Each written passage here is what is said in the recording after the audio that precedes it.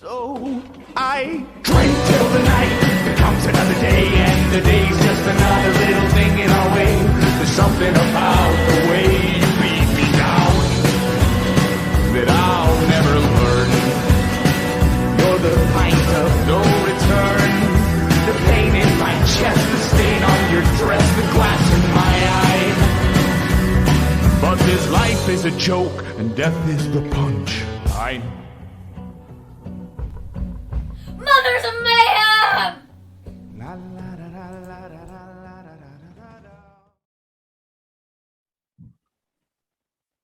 Ha ha! Beep beep, kids.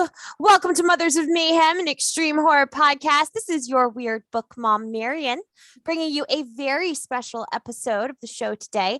If you are already a fan, you are aware that in addition to the two mom interview episodes that Christina and I do, we will be bringing you special one mom episodes as well. Christina kicked off her one-on-one intimate chat with mom interview series in episode 3 when she sat down for a tete-a-tete with S.C. Mendez, who is the author and co-founder of Bloodbound Books. If you haven't listened to that one yet, you definitely want to go back and check it out. Hopefully at this point, I have it working. Sorry about that. For my project, I will be hosting a panel discussion series called Hidden Voices of Horror, featuring some of the brightest talents and personalities in modern independent horror. And over the next few months, I'll be bringing you panels featuring representatives from the LGBTQ plus community, POC, Indigenous communities, and mental health communities. I can't even begin to tell you how excited I am about all of this. But first, I am super eager to talk about the modern indie extreme horror renaissance that we have witnessed over the past year. And to help me explore this topic more, I am thrilled to be joined by 3 brilliant women that I deeply adore. Hello, ladies. Hello. Hello. Wow. Okay, so allow me to make some introductions here. So first, you might want to wave when I say your name because it doesn't always pop up with the names in the video when we get it. First, we have Miss Donna Latham. Donna is an indie horror celebrity superfan. She is also the author of the short story You Should Have Let Me In, which was just released in October of 2021. Donna is basically our den mother of the community. And the guys at Written in Red podcast like to lovingly refer to her as the Annie Wilkes of indie extreme horror. Yes. I think that is the highest of all compliments, madam. Yes, I do. Donna was one of the first people to welcome me into the community. I have massive amounts of love and respect for you, my lady. Donna, thank you so much for being a part of this conversation today. Oh, my pleasure. Yay!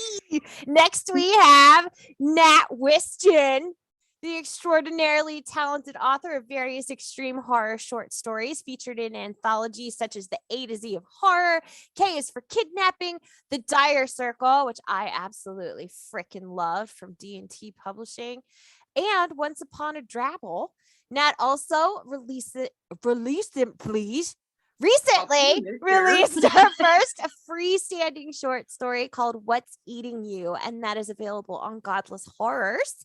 Nat has a strong presence on TikTok and Instagram, where you can find her as @WhistonNat.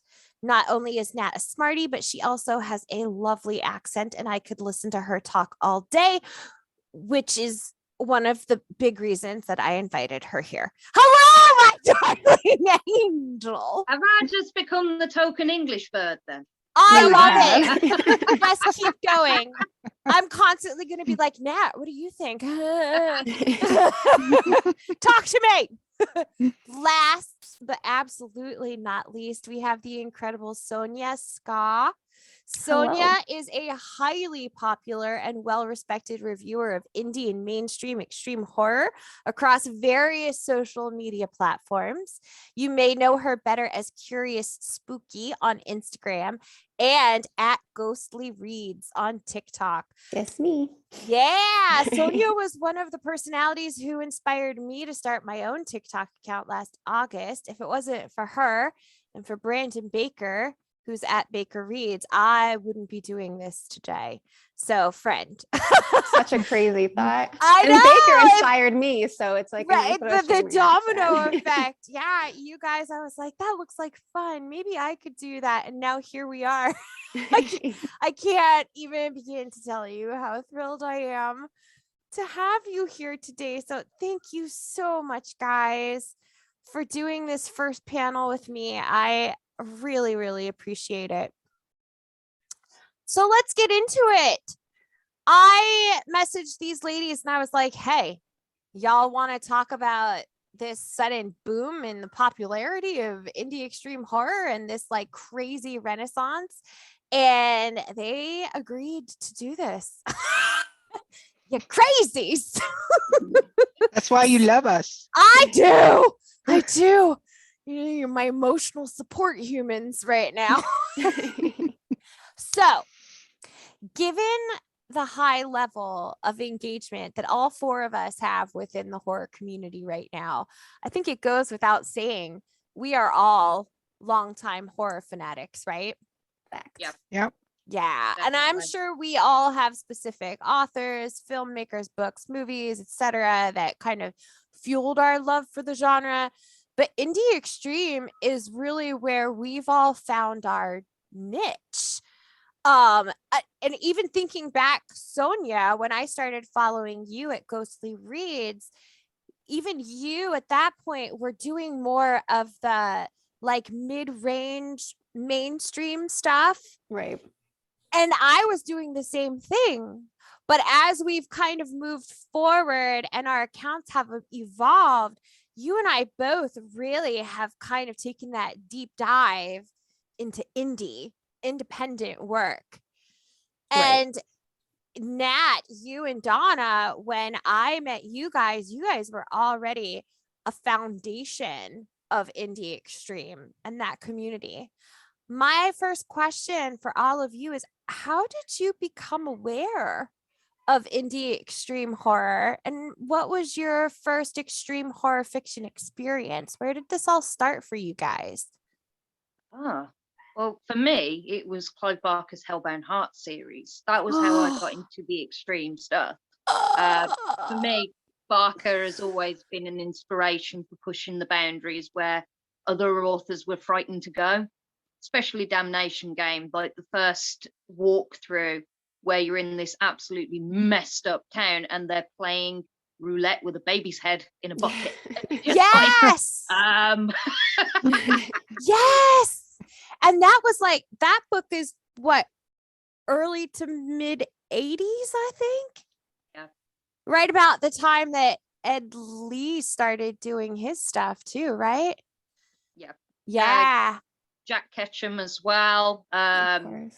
I reread Girl Next Door, and it's weird. As I've got older, it's hit me more, the extreme side of things. But at the same time, with COVID and everything that's happened recently, it's like my boundaries are not as high as they used to be. It's like nothing seems to hit me as hard as used to. I think that's why I found my comfortable sitting with reading like Donna's work, Ash's work.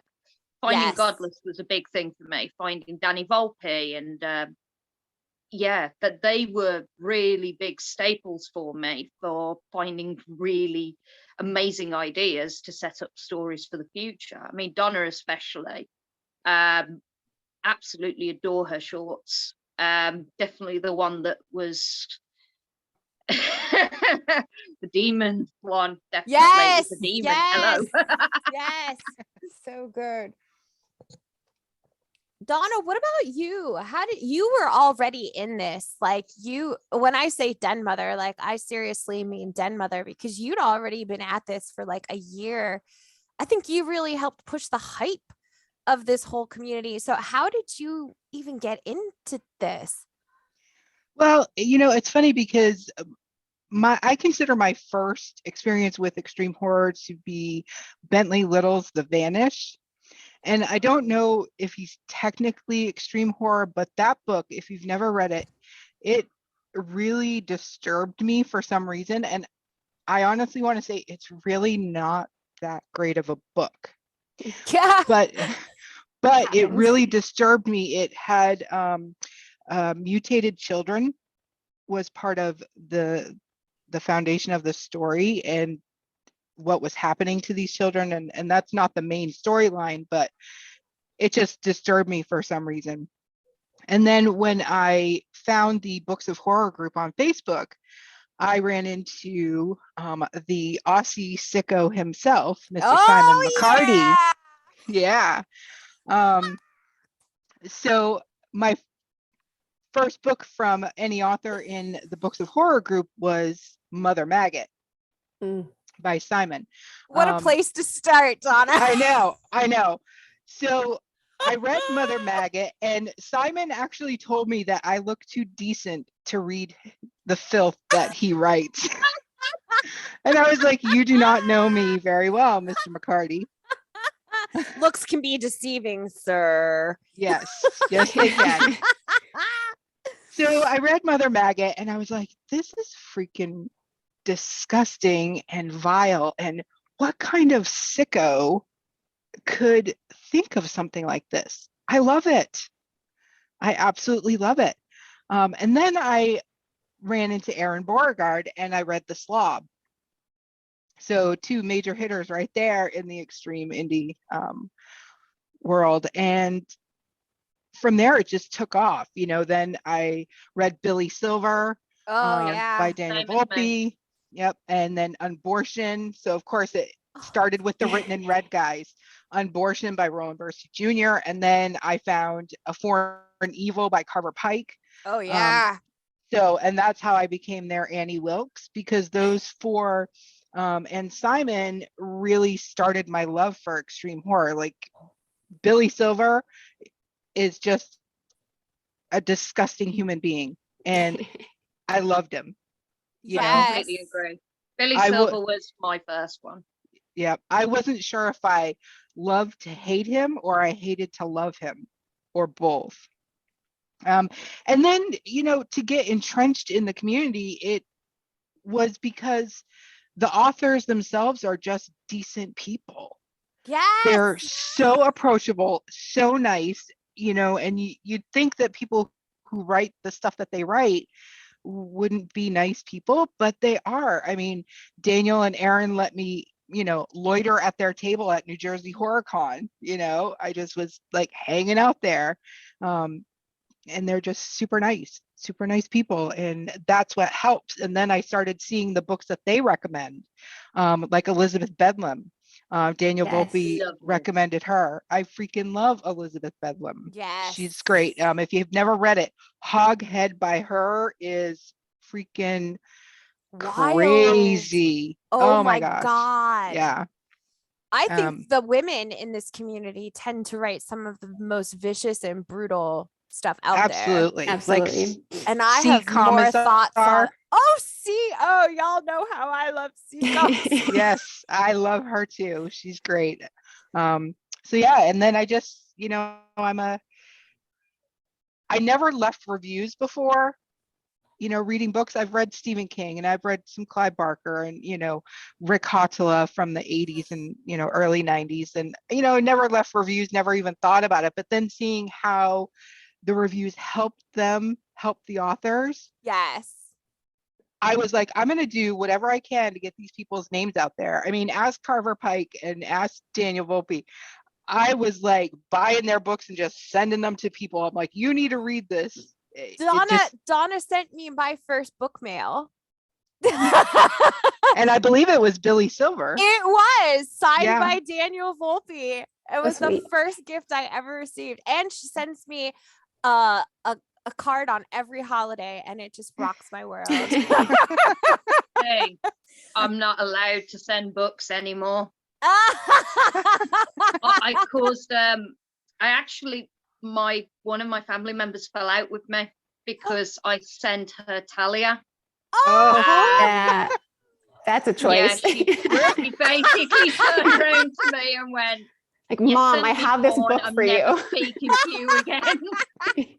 I sent my best friend's Talia, and then she ended up getting Billy Silver on audiobook, and she was listening to Billy Silver while she was drinking her morning coffee, and she's like, that is not the right thing to do. Because she got to that part that we all know towards the beginning there. So yeah, she's like, you really shouldn't read this while you're, having your morning coffee. right.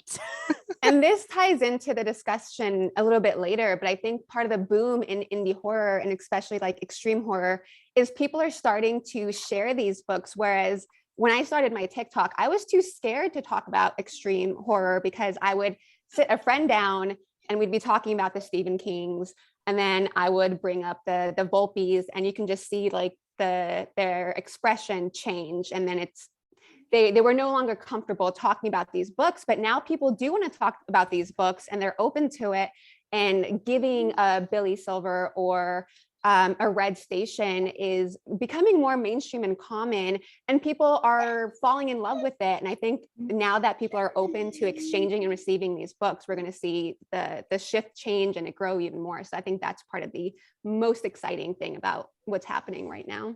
Absolutely. Yeah. And Sonja, tell us more about how you started to get into the whole extreme horror thing. I think with me, it was, with most people, it was like a gradual progression into it, plus an infatuation with Ewan McGregor. So I got his whole movie catalog, which helped me stumble upon Trainspotting. I read the book, which then led me to Marabou Store Murder, or Nightmare rather.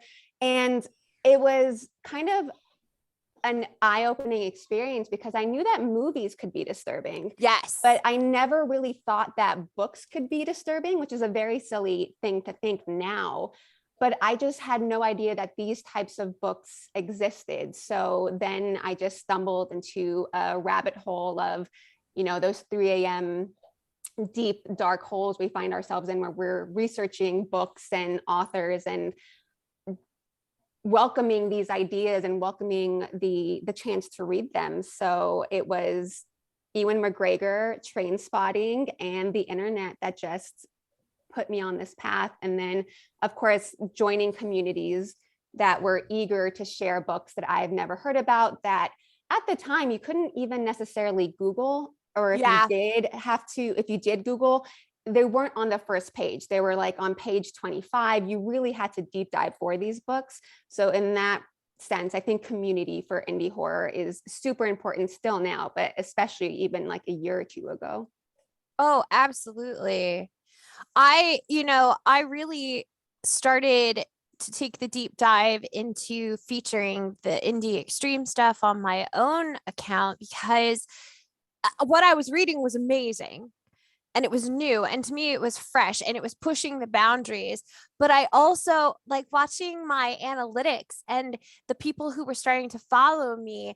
A lot of it was young females, and so many people were coming in saying things like, I didn't even know this existed. I didn't know this was a thing. And it just seemed so clear that people were searching for this stuff, not realizing that it actually was out there and is accessible. And in most cases is very affordable, especially through platforms like Godless and even through Kindle Unlimited, because most of our independent and small press releases are going to be $0 through Kindle. So I was like, you know what? I love this stuff. I'm just going to start pushing it and pushing it and pushing it because it's giving me life. And, kind of moving into the next part of our discussion here, when I really gave it some thought, realized that my first, and this might be kind of a controversial and hot take, but my first experience with extreme horror really comes down to the Bible. I'm the daughter of an Episcopal priest. So I did I have read the Bible multiple times, and that is one of the most violent and disturbing books I have ever read in my life. Yeah, that Old Testament. Old Testament's no joke. Well, yeah, and especially like books like Judges.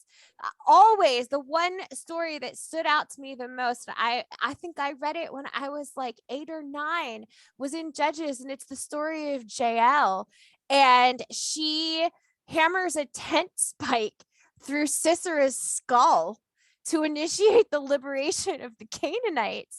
And as a child, like, the version that I read was very descriptive and very like it doesn't hold back. And it tells, like, she hammers this spike through this guy's head. And then you have all of these situations of sexual assault and incest and all of these horrible things that happen in the Bible. And that is really where I started to get fascinated by this morbid content and this level of violence. And it just kind of followed me through the rest of my life. And then I don't know about you all, but it kind of spurs this fascination with like Greek mythology, Roman mythology, all of the violence, brutality, these same themes that pop up over and over and over again, and they don't hold back at all. And then before you know it, you're an adult person, you're reading Hubert Selby Jr. Like, for me, Last Exit to Brooklyn was one of the most horrifying books I've ever read, even though the horror of that is not specifically like splattery or slashery. It's horrifying. But then really getting into it, like Jose Saramago, Blindness, that socio-political satire that is very violent. People are set on fire. There's sexual assault, like just the man's inhumanity to man. And that stuff was so horrible that going into books like The Slob and Womb were almost like a step down. And I think part of it's so many people think that splatterpunk extreme horror has to be, and I mean, it's a very confrontational genre, and I love that. It is. Absolutely. You know, they're going to talk about very taboo subjects that they exist, sex trafficking, you know, assault. But these are all subjects that people kind of want to look away from. And then we have this genre that's saying, we're not looking away from it, we're exploring it, and then we're going to explore our humanity in regards to these, you know, subjects. But when I talk about extreme horror to somebody who's new, I think it's somewhat nice to let them know that this is not all about blood and guts. There's some books that have disturbed me that have almost no violence in them. Yes. And, you know, like Last Exit to Brooklyn's a great example, but it doesn't have to be that extreme to be extreme horror. And watching people and helping people experience and getting to know that helps them dip their feet into it a little bit more. But then once those little feeties are dipped in, they want to just plunge right into the other stuff. They just don't necessarily know how to find that footing. So that's what we are here for. Absolutely. And that's one of the reasons that I think The Groomer is an important book. Yes, it's extreme, and I personally have not read it yet, but I do know what it's about. But I think it's an important book because this is happening right now.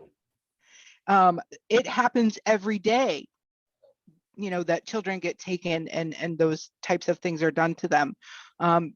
You know, it needs to wake parents up because we're living in a time where you can't just, it's not the 80s anymore. It's not the 70s or the 60s anymore. You can't just, you know, send your kids out and, come home when the street lights turn on and you have no idea where your children are all day. You have to watch them. And then with, you know, access to the internet and TikTok and even Facebook and, online gaming, you know, I actually have a friend whose son was, you know, talking with an adult.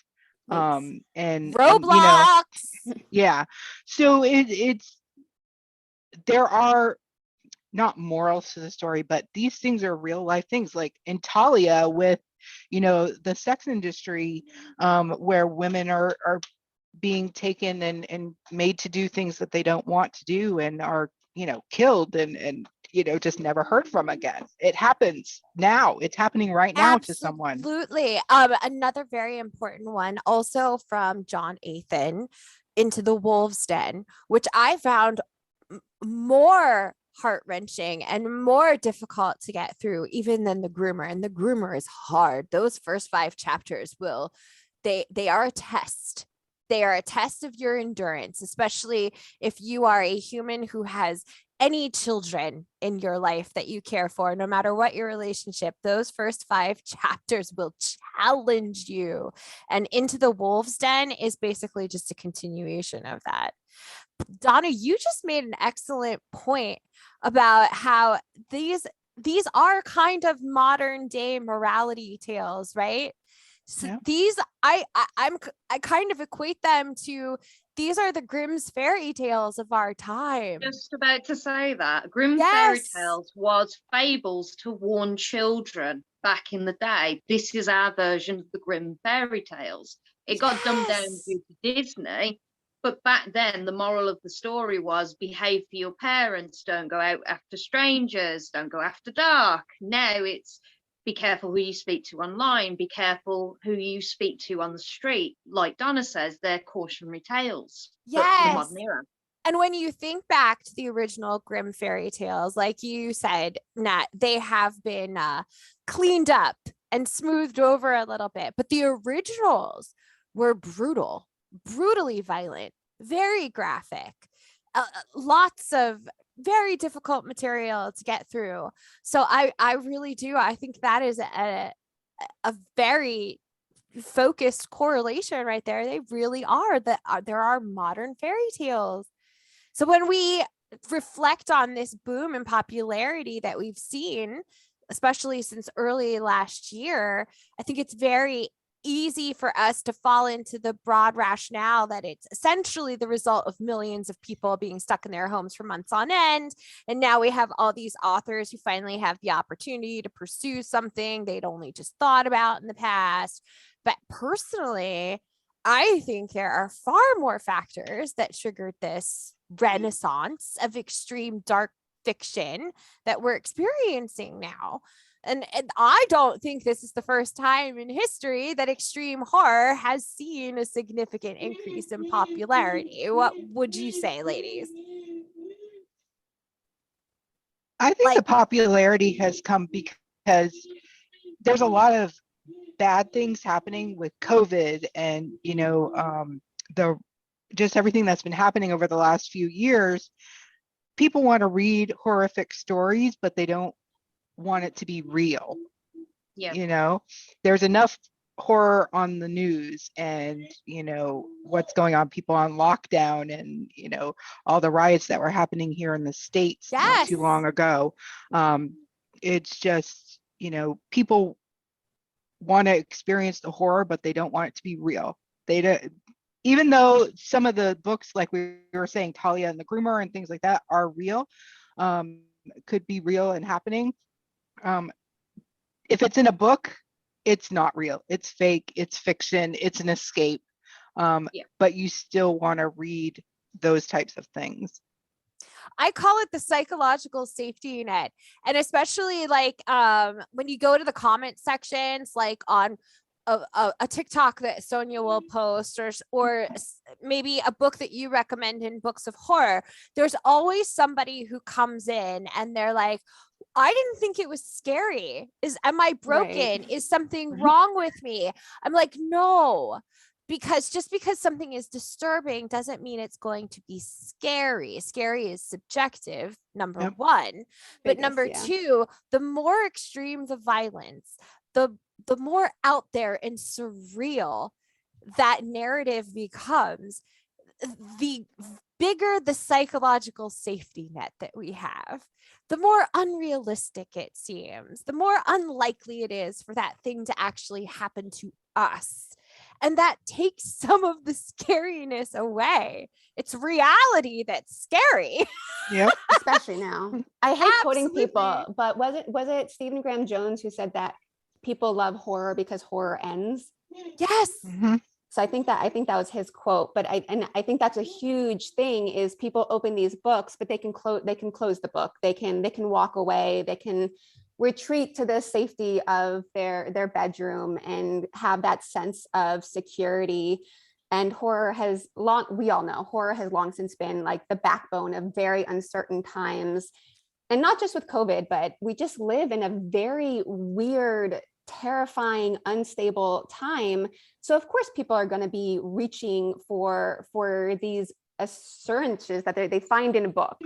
And with people now also being free to write about grooming and sex trafficking, that's our reality, and people want to have some experience with it, so they kind of feel safe with it in a way that's disconnected from their everyday life. And then when you pair that with kind of Nick Cutter is on almost the horror to read. Yes. So we're getting into the mainstream. People are starting to find extreme horror, get an introduction to it, and that slowly leads to indie authors writing about topics that might be a little bit more extreme, but they're very prevalent. And right now people just need safety nets, and these are safety nets. Oh yes. I don't know about you ladies, but bizarro fiction was something that I assumed that it had more of a science fiction-y feel to it. And that was my flaw there.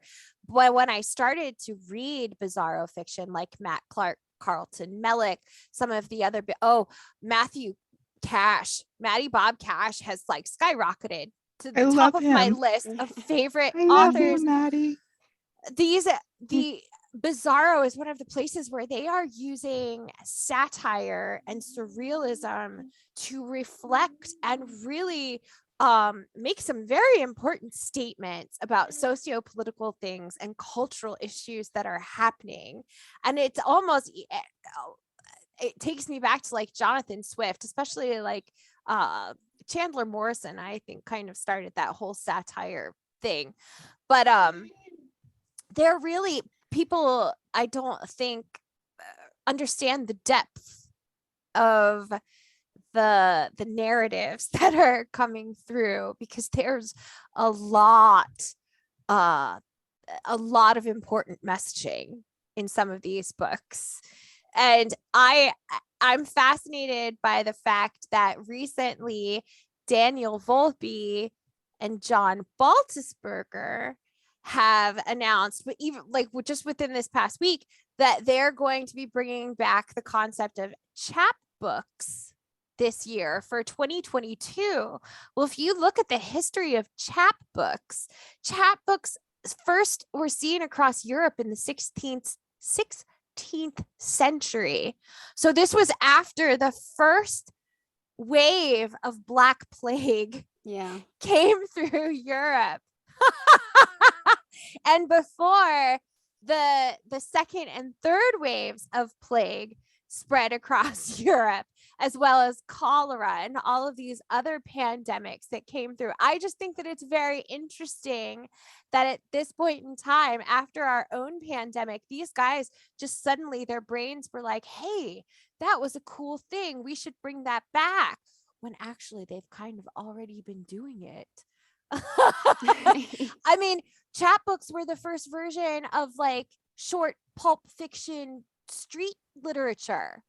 They were 40 pages or less. They were super, super cheap.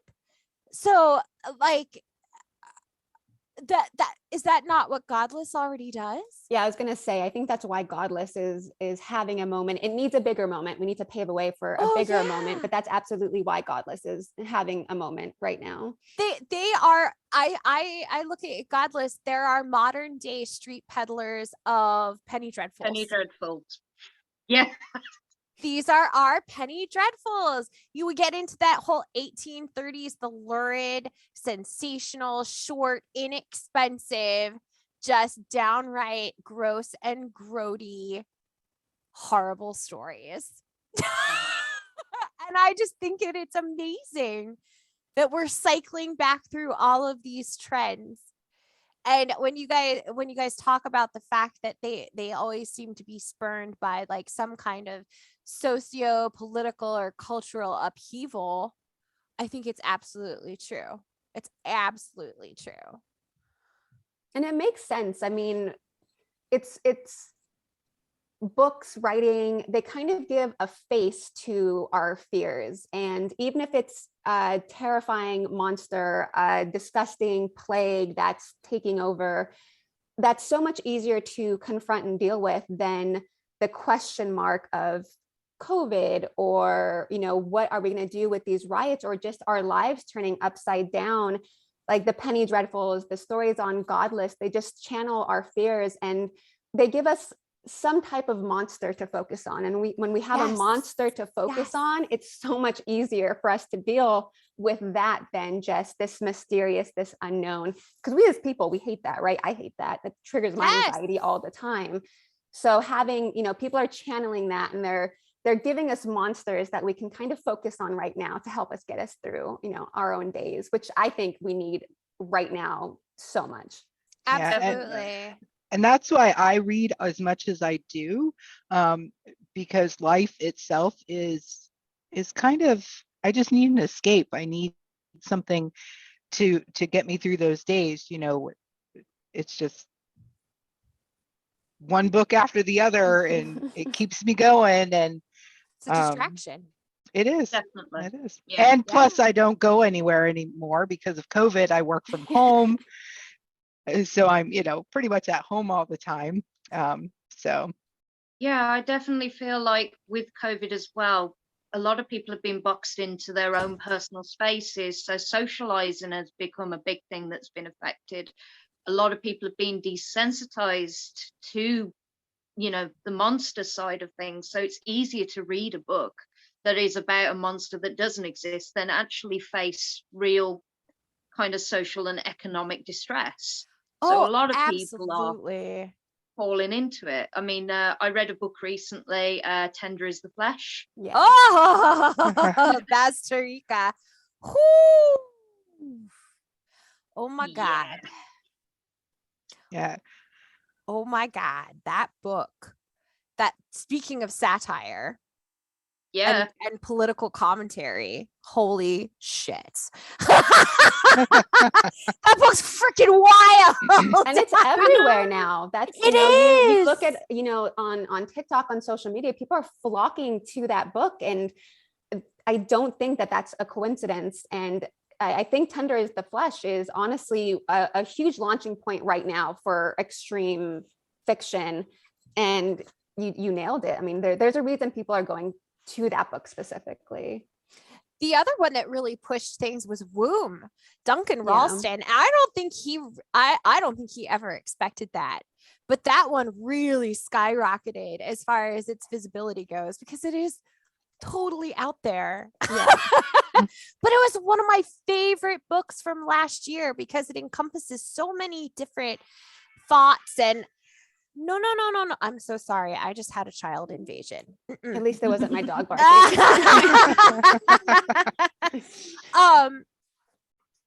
You know, I think back to times like World War I. Okay, so we had this huge global conflict in the early 1900s, and then it kind of ends at the end of that decade. So then we're heading into the 1920s when silent film really starts to happen. And Sonja, you were talking about it's so much easier to focus on the monsters and the things that scare us rather than deal with the actual reality of things. And that's when we start to see like Nosferatu, Cabinet of Caligari, Hexon, The Man Who Smiled, which is one of my all-time favorites. It's kind of terrifying.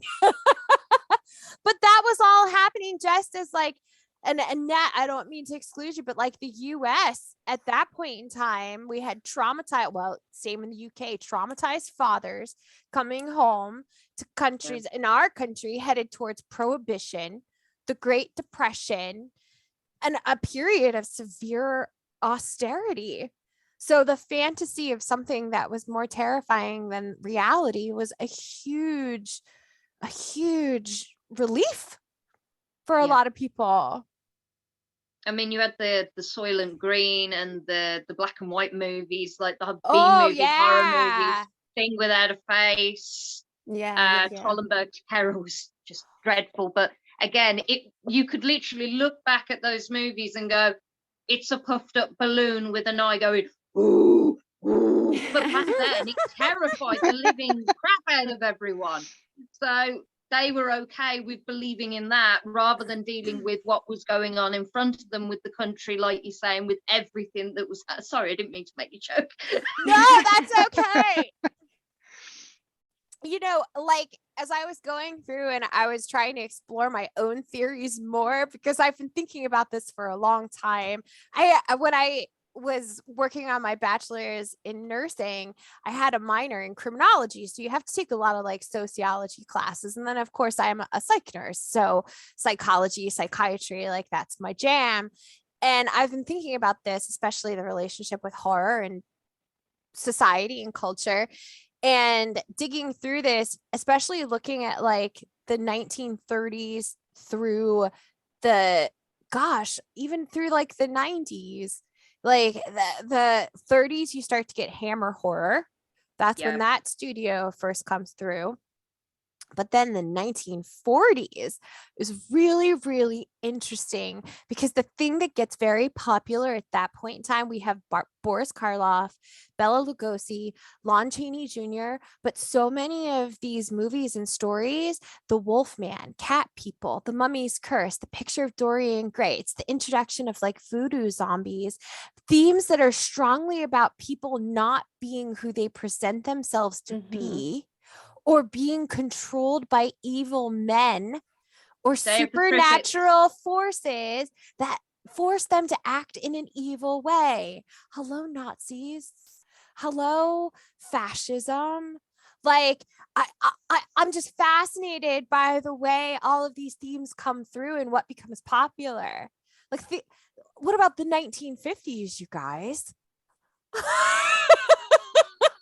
It gets wild. The Korean War, and then Americans had just survived, and the UK, 5 decades of war and financial crisis, emotionally stunted fathers with war-related post-traumatic stress disorder, and then you get the boom of suburbia, future-focused thinking, materialism, and then all of a sudden we get sci-fi and Pulp Fiction.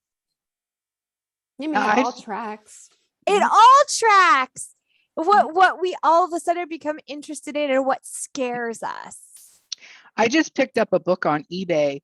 I had seen a friend post it on Facebook, The Sound of His Horn by Sarban, whatever. It was published first in 1960, and it's basically about a guy who was fleeing the Nazis, and then he gets knocked unconscious and wakes up 100 years in the future by a world controlled by the Nazis. And there's like genetically modified leopard women. There's human hunting in it. It's a short book. The version that I got, the cover price was 35 cents, because I got like an old version of it. You can find it on eBay, or not eBay, Amazon. But I'm really interested in seeing like how disturbing this book is, because what's more disturbing than thinking of a world controlled by the Nazis? Yeah. That's right. You said 1960s, like that strikes me as like the roots of Bizarro. Yeah. Doesn't it, guys? That's right. Yeah. Yep. I mean, it sounds like Man on a High Castle. Is it Man in a High Castle? Yeah, that on Amazon. Where the Nazis take. Yeah.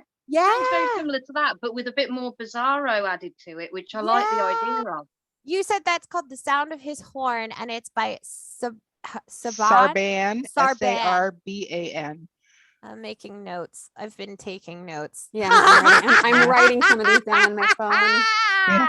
Oh, so it's we're a bunch of nerds. Yeah.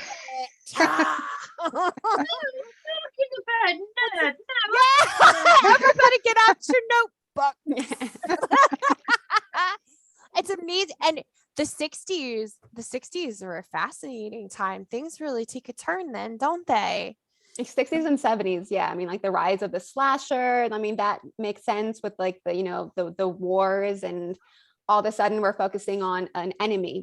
We suddenly have an enemy, and then it ties in with a final girl with PTSD and trauma.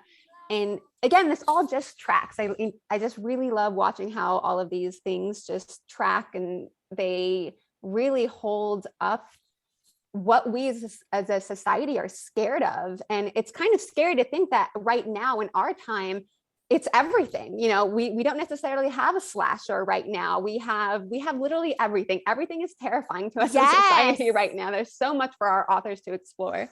Yes, that really starts to come through, I think, in the 80s and the 90s too.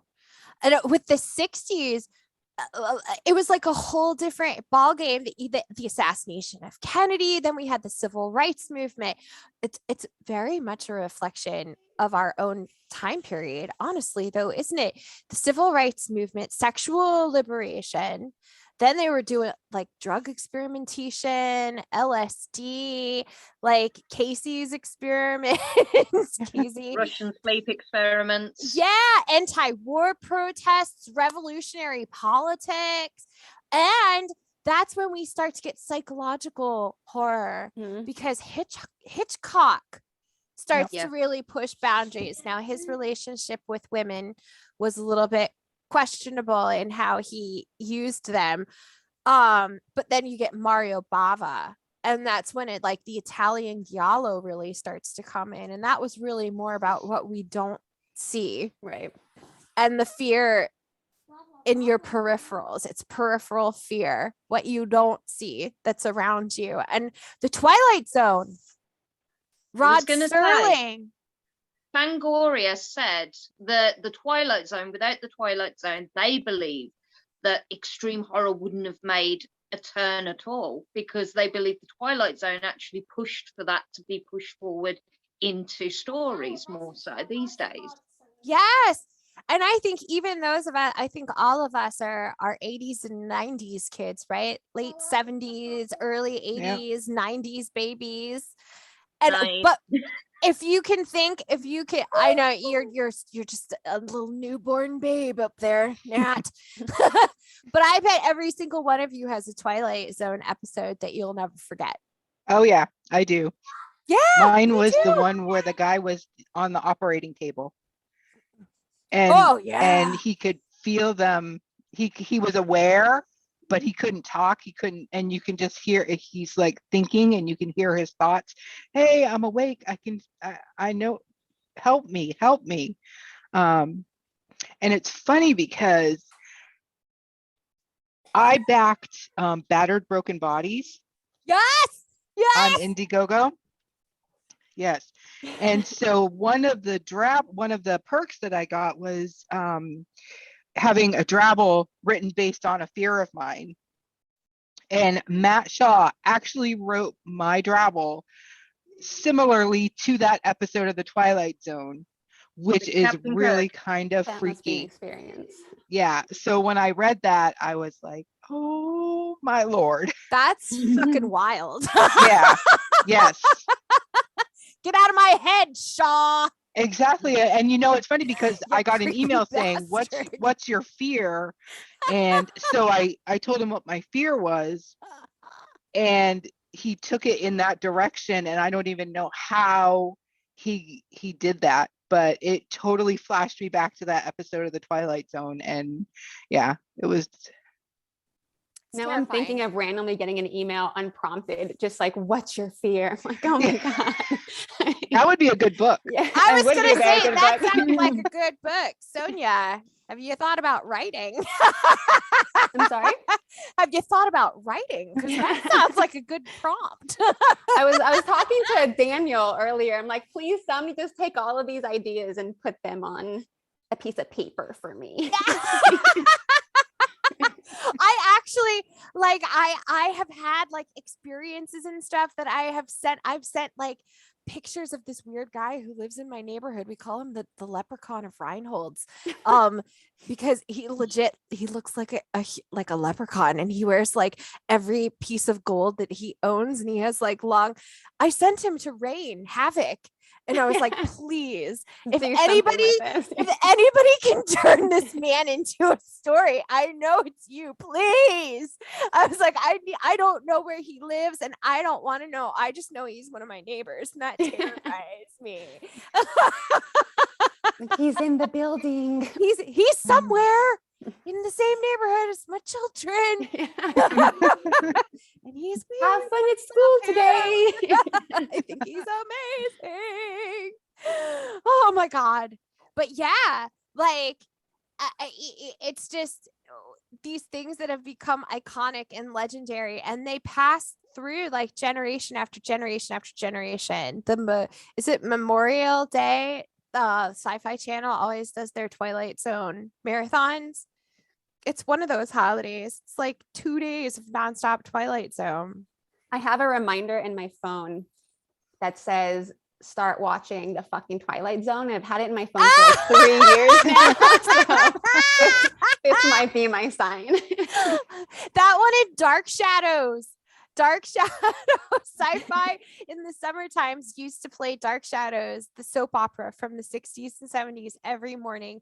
My sister and I were fucking obsessed. Like my sci-fi experience is like Dino Croc, you know, I love those. Those are where my interests are. She likes the creature feature. I love my little creature features. So tell me what your take is, ladies, on the 70s and satanic panic.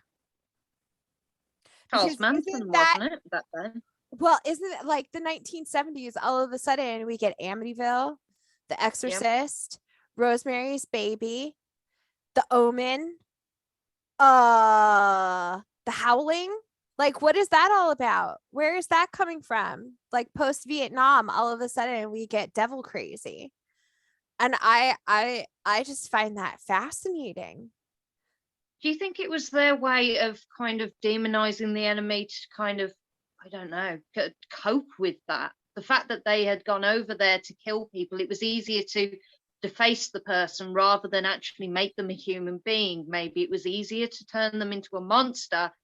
That way in your mind, your conscience is clear to an extent. I'm not too sure. My psychology is crap. Not my expertise, but also like this is the first time that people are experiencing evil. You know, we have very young men, very young people experiencing these horrible things, and I think you kind of have this like out of body experience when you're faced with that. So I think part of it could also just be confronting evil, and maybe you know, you can beat Satan potentially. You can do a ritual, you can protect yourself if you know what you're protecting yourself against in certain ways. The protagonist doesn't always win, but I think you lose that safety net when you're kind of picked up from your home and transported into this really terrifying place that's hell. It's, you know, you come back home from hell, and so many people don't come home from that. So maybe that could lead into it. Again, like you, I not my expertise. I think you just said something very meaningful there when you said the protagonist doesn't always win. And when you think back on like our history through the 1900s, like we had been victorious, both the Americans and the Brits, for almost every war up until the US got involved in Vietnam, right? That's really where we first had to leave a conflict where technically we were not the winners. There was not a good resolution of all of that. And that was one case where, you know, the amazing superpower of America, like we didn't have a great outcome from that. And we lost a lot of young men. And a lot of young men came home super traumatized. Yeah. And really dealing with all of these internal demons, like in the mouth of madness. Oh, yeah. Shit, yes. And it wasn't like that the same time they were doing like LSD experiments on soldiers, Agent Orange, all of that. And it all ties together. Yeah. I think with the 70s in Vietnam, when that ended, I think that really started, and let's see if I can phrase this right. I think it really started the movement of people not being so conservative. And then you get the movies like The Howling, The Exorcist, you know, things like that. And people are becoming a little bit more tolerant to horror. Yes. You remember The Exorcist had an NC-17 rating? It was getting Yeah. like banned Yeah. out of And theaters. and my parents, when I was growing up, my parents didn't care really what we watched. And I was Same. born in 75. So like around 85, I was 10. I was watching The Howling. I was watching The Exorcist. My dad was in the army, so he was, away, and my mother was doing her thing. And I remember my brother and I were just sitting in front of the TV watching The Howling.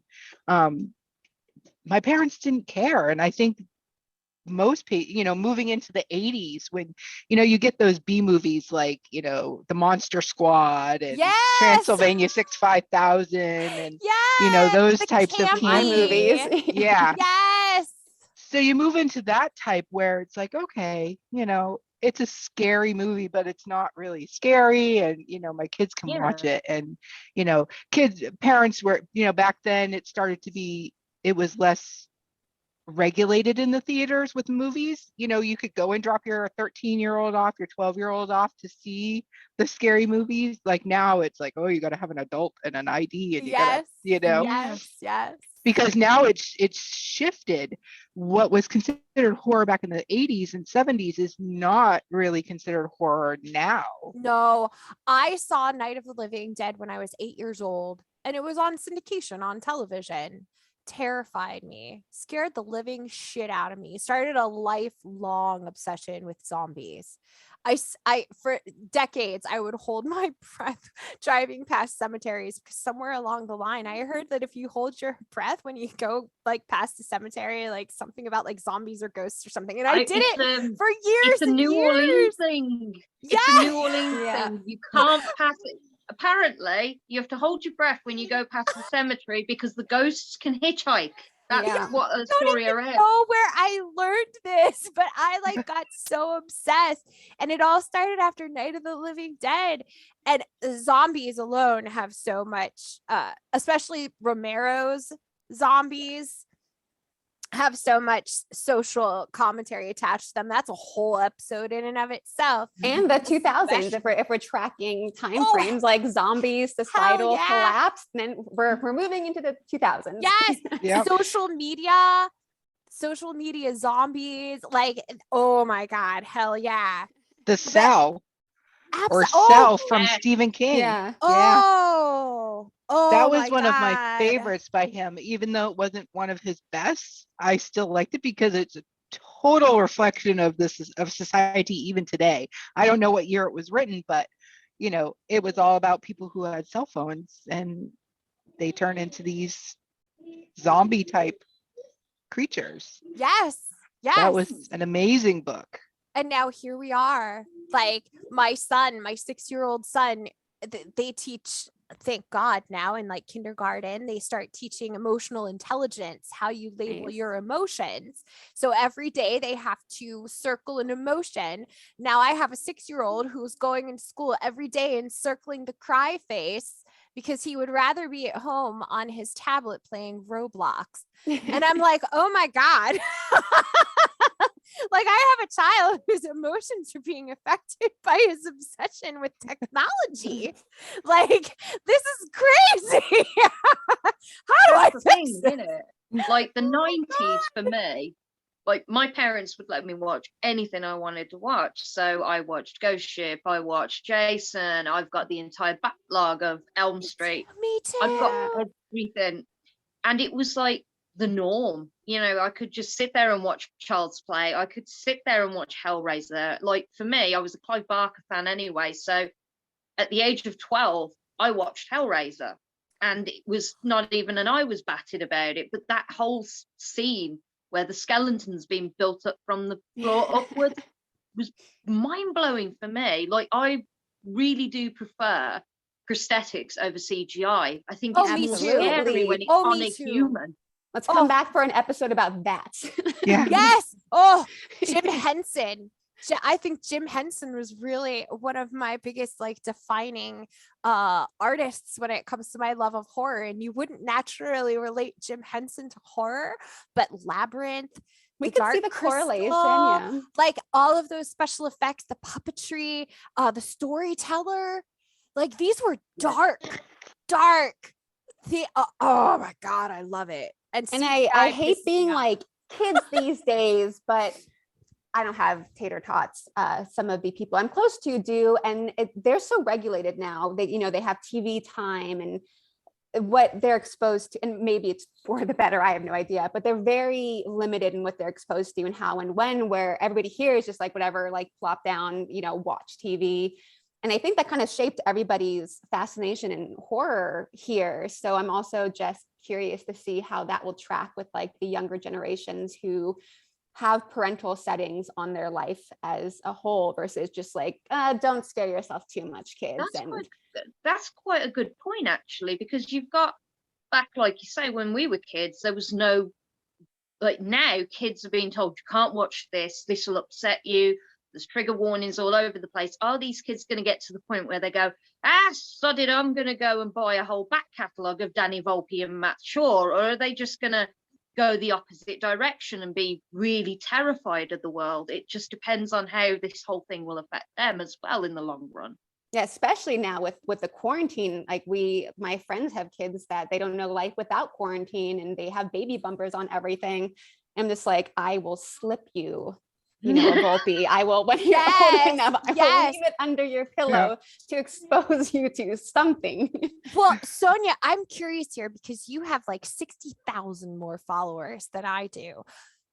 My 2,400, 87% of them are young teenage girls, like between the ages of like 14 to like 28. But most of them are like really young women. Do you know, like, what's the majority of your audience on TikTok? Like, it's young women.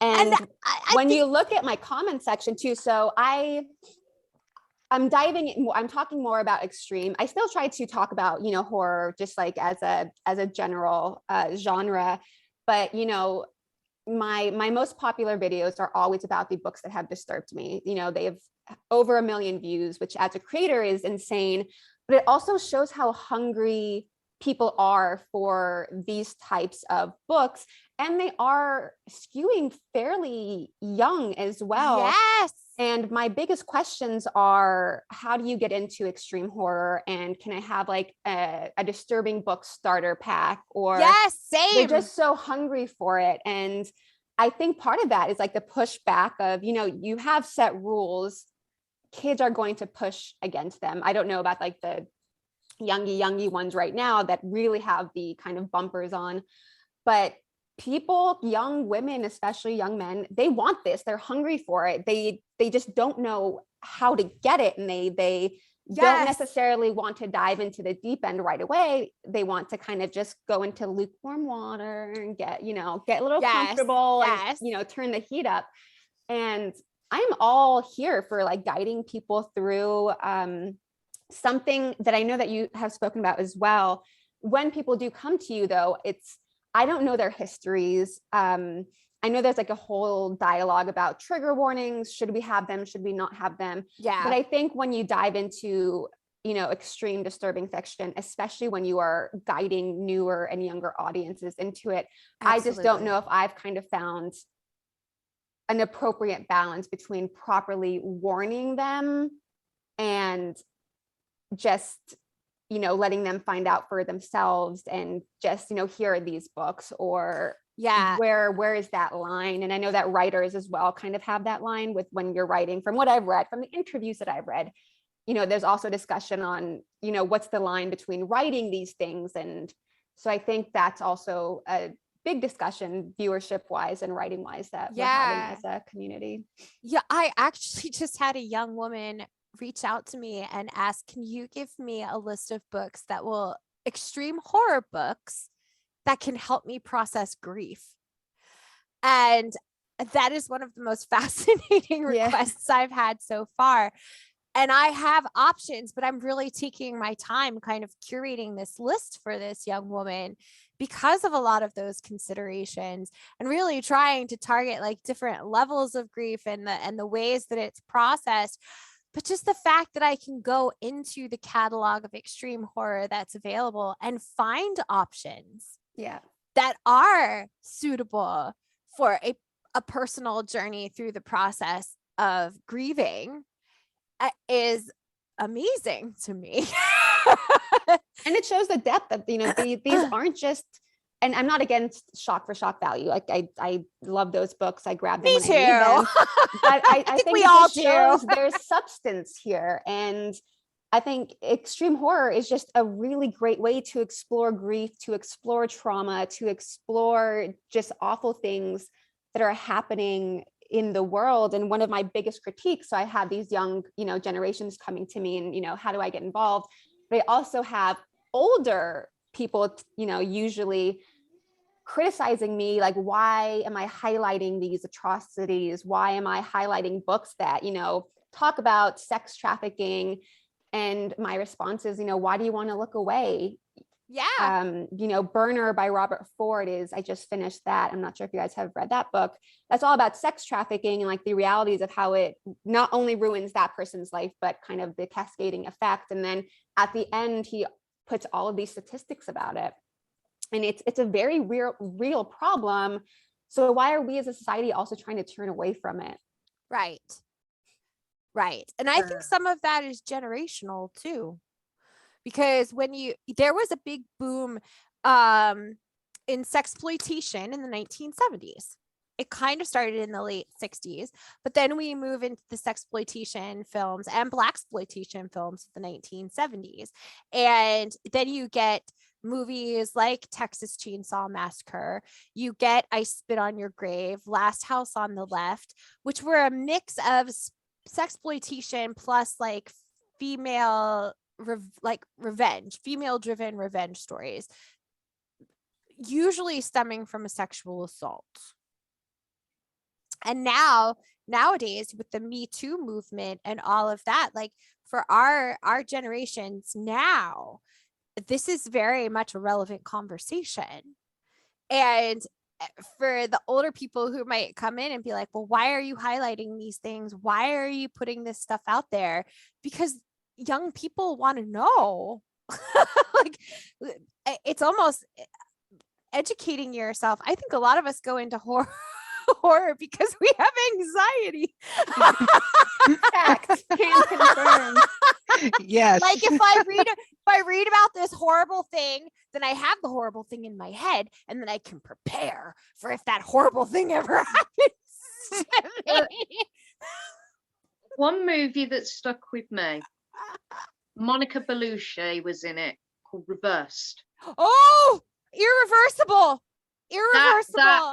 Irreversible messed Monica me Bellucci and Vincent Castle. I don't Writing that know down. if you ladies have ever seen this film. I have it on DVD.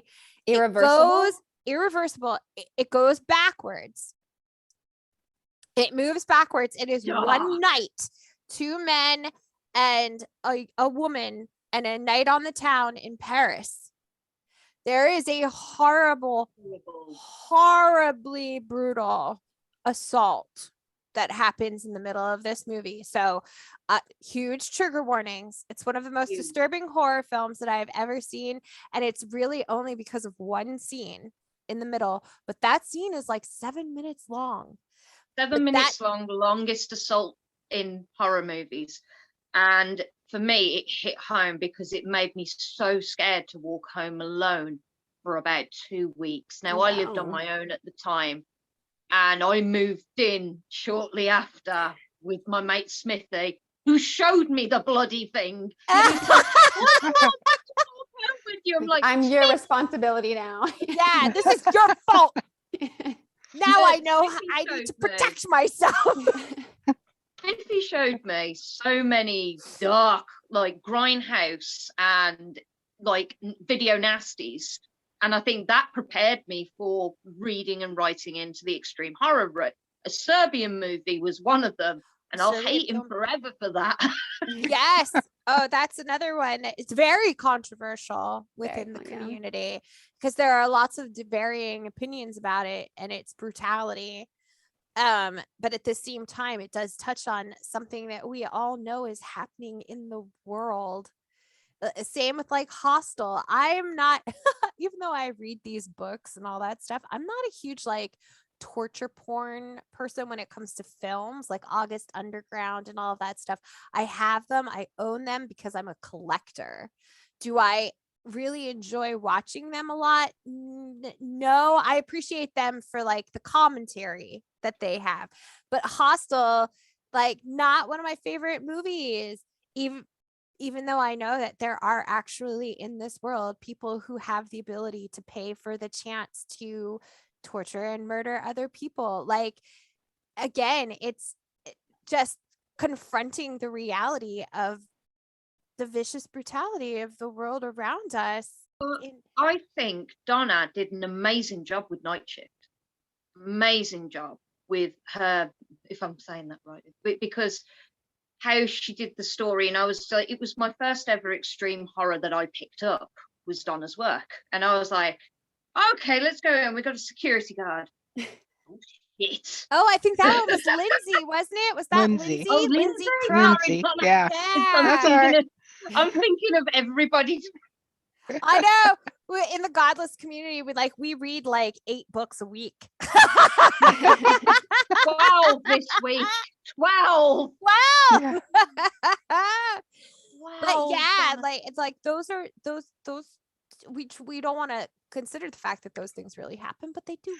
You know what else is another set of books that is unfortunately likely true? Ryder Kinley's David Longbottom series. Yes. Where he's Oh, I a love billionaire. And so like Bloody Moon, the very first one, Mhm. where he has this wedding, and I can't remember, it's been so long since I read it, but Thailand. I think they're in Thailand for his Yeah. honeymoon.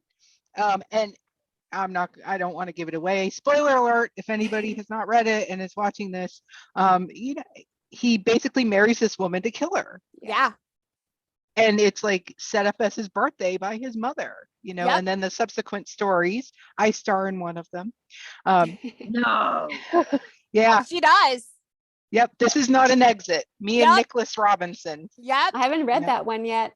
Yeah. Oh, Gonna get on good. that one now. But Ryder did a really good job. It modeled it after American Psycho. But if you don't think that there are billionaires out there that are so whacked out that they're just killing people just to kill them and getting away with it, you're naive. Right. It does happen. Right. Don't sue me for slander, but I'm looking at you, Bezos.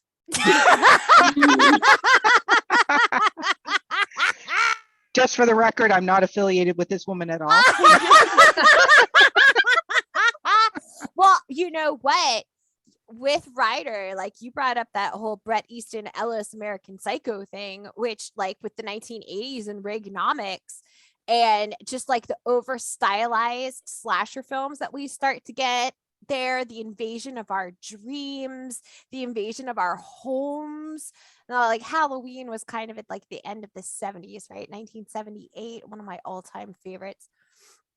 But I feel like that really tipped us into that, that wave of Friday the 13th. And then we get Nightmare on Elm Street and all of these slasher films that take us through the 1980s.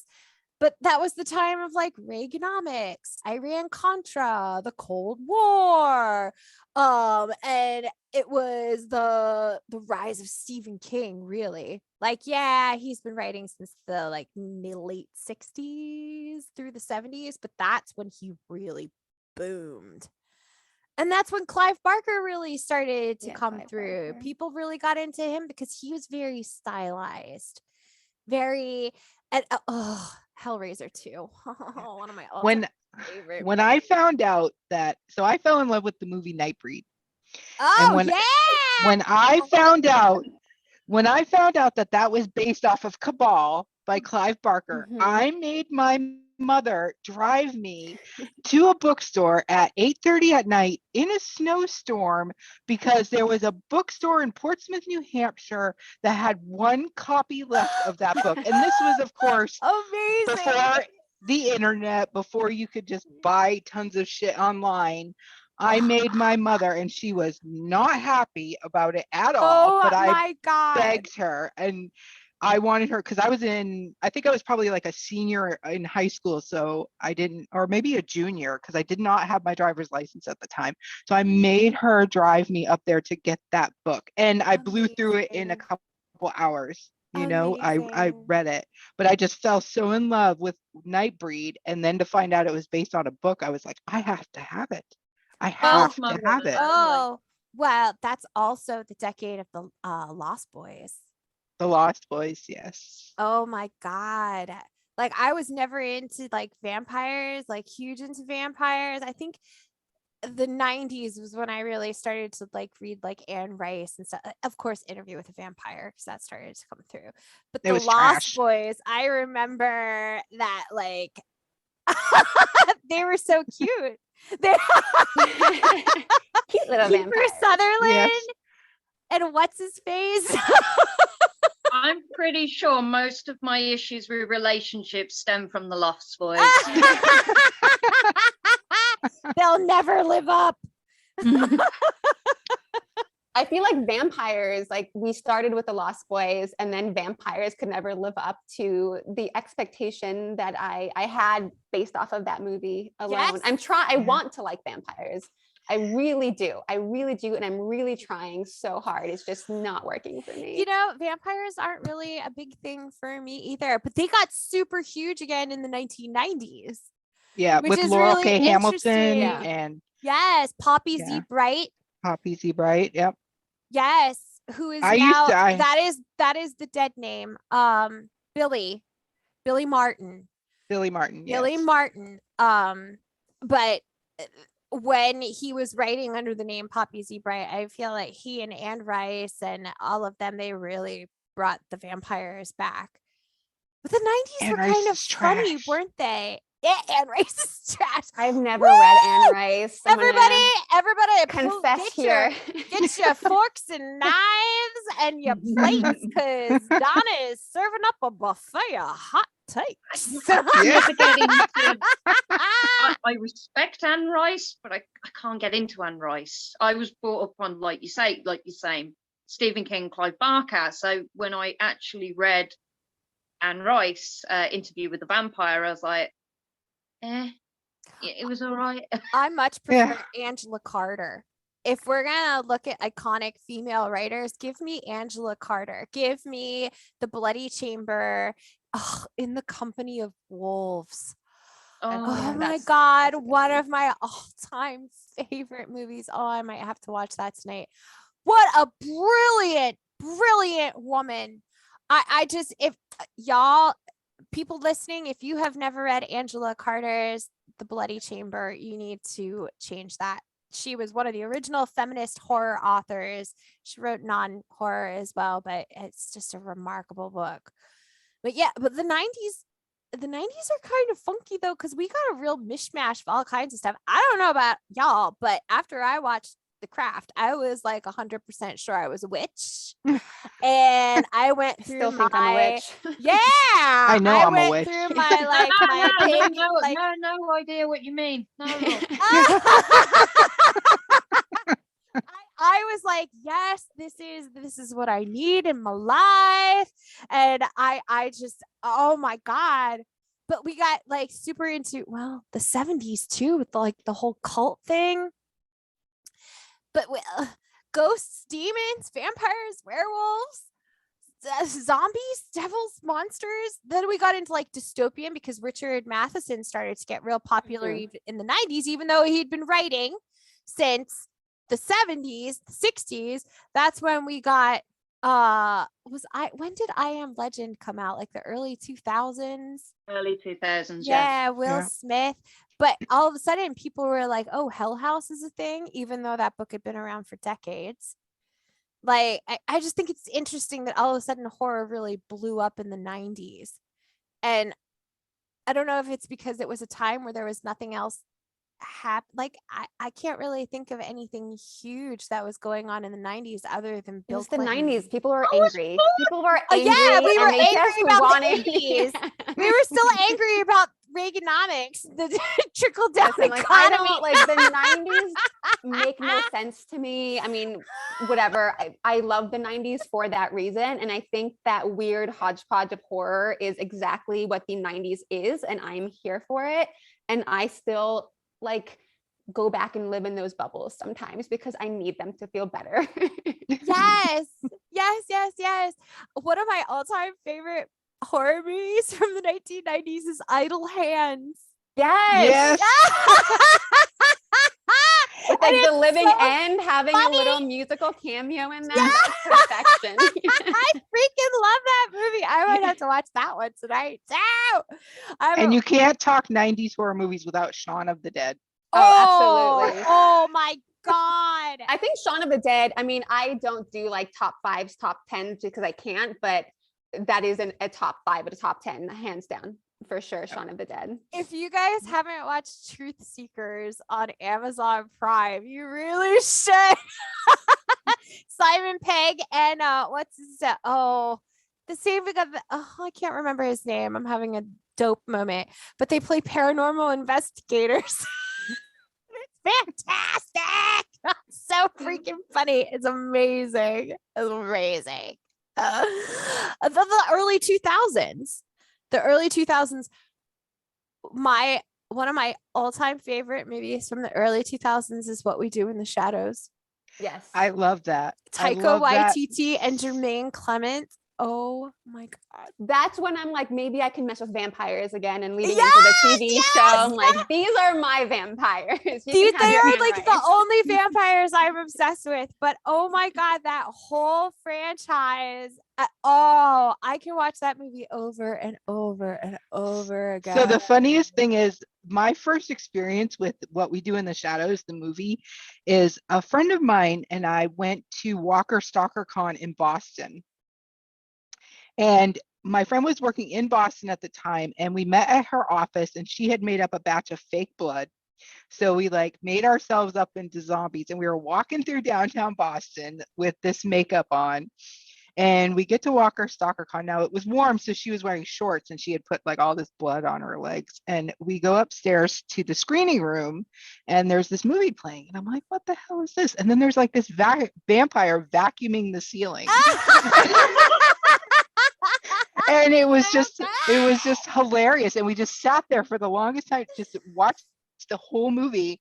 And I was like, this is amazing. This is fantastic. And that was like the highlight of Walker Stalker Con for me, was seeing that movie and meeting one of the guys from the show, The Oddities, that took place. They had a shop in New York. Yeah. Follow him on Instagram. Yep. So I met one of the. Obscura. Yes, Obscura. Yeah. Yep. So, but yeah, that was my Overpriced, first. but we love them. Yep. Oh yeah. Yeah. So yeah, seeing that at Walker Stalker Con was like, that movie was just amazing. And I've, Oh my God, gotten I into love the it. series. And I love yeah. it. Not you, Guillermo. Yeah. Oh, 5 spits for an enemy. Laszlo. Yeah.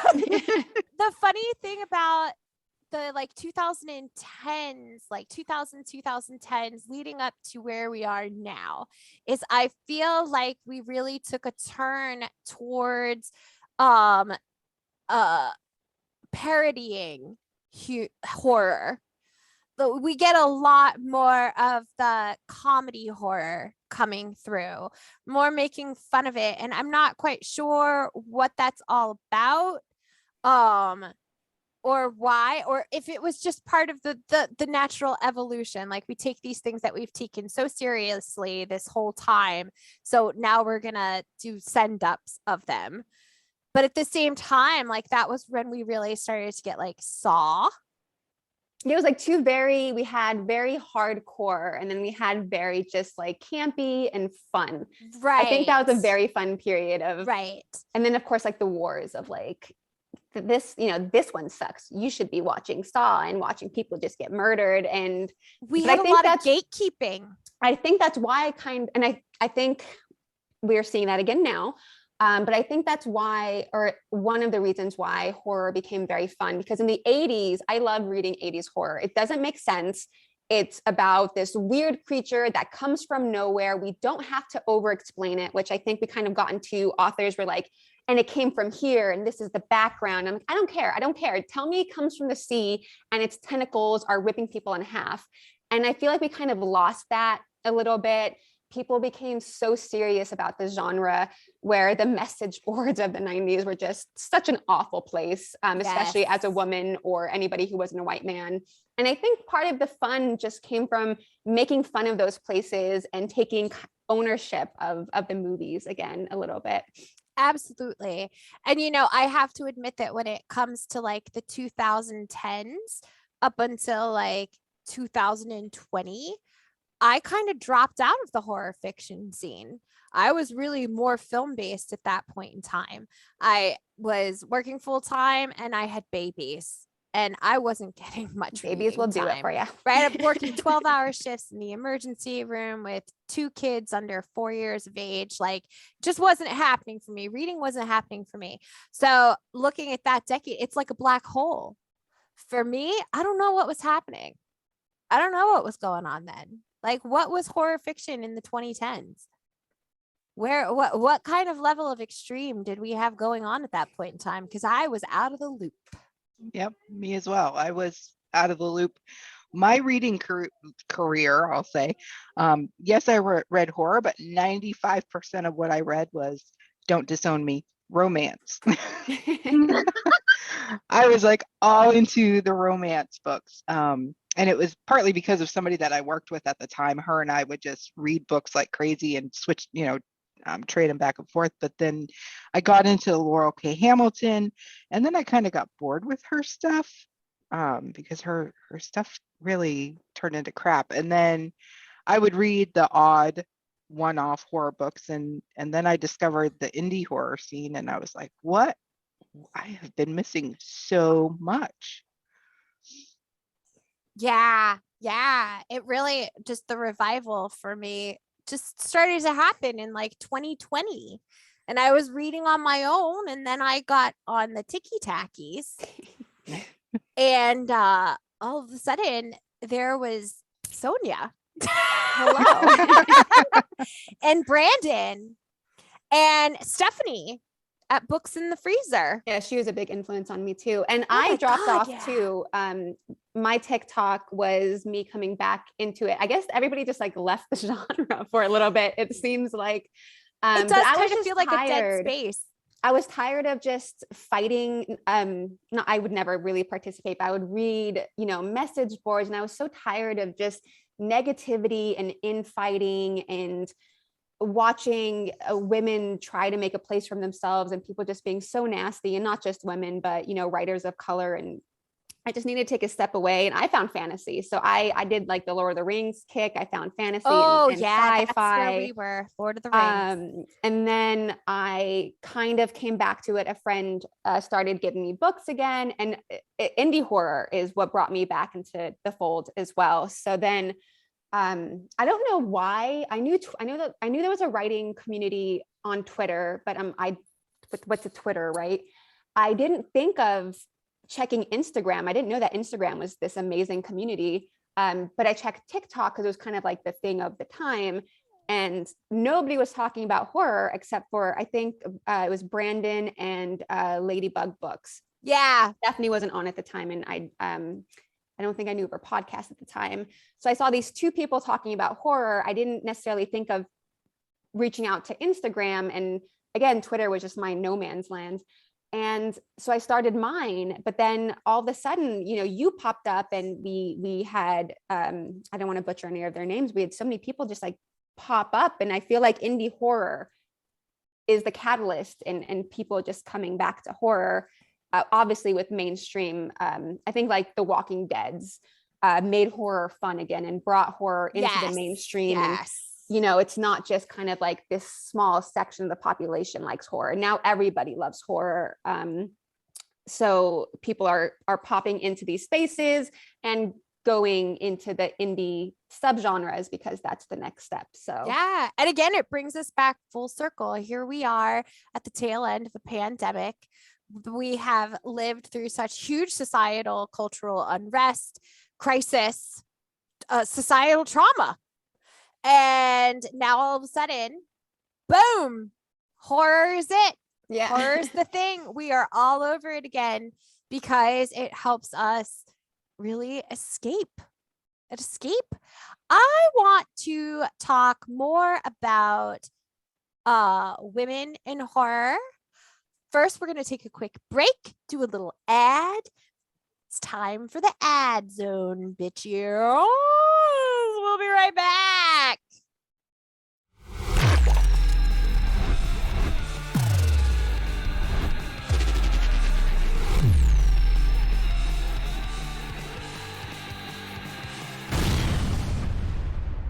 Hey kids, looking for a way to affordably access the best and wildest independent extreme horror currently in existence?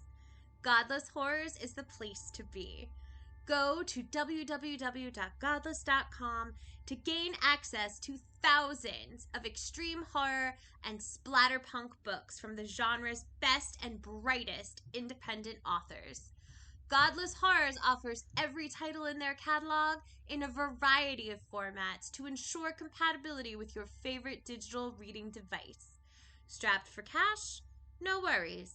Godless has a fantastic collection of free titles ready for instant download, with other titles in their collection rarely exceeding $3 to $4. Again, go to www.godless.com or download the app and tell them what the fuck you're looking for. Come join the Godless tribe today. Forever delightfully deviant. Forever godless.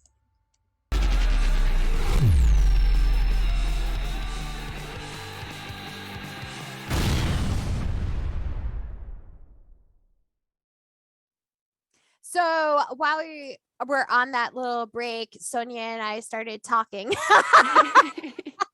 really about where do we personally see indie extreme heading in the future, and how can we within the community impact its trajectory.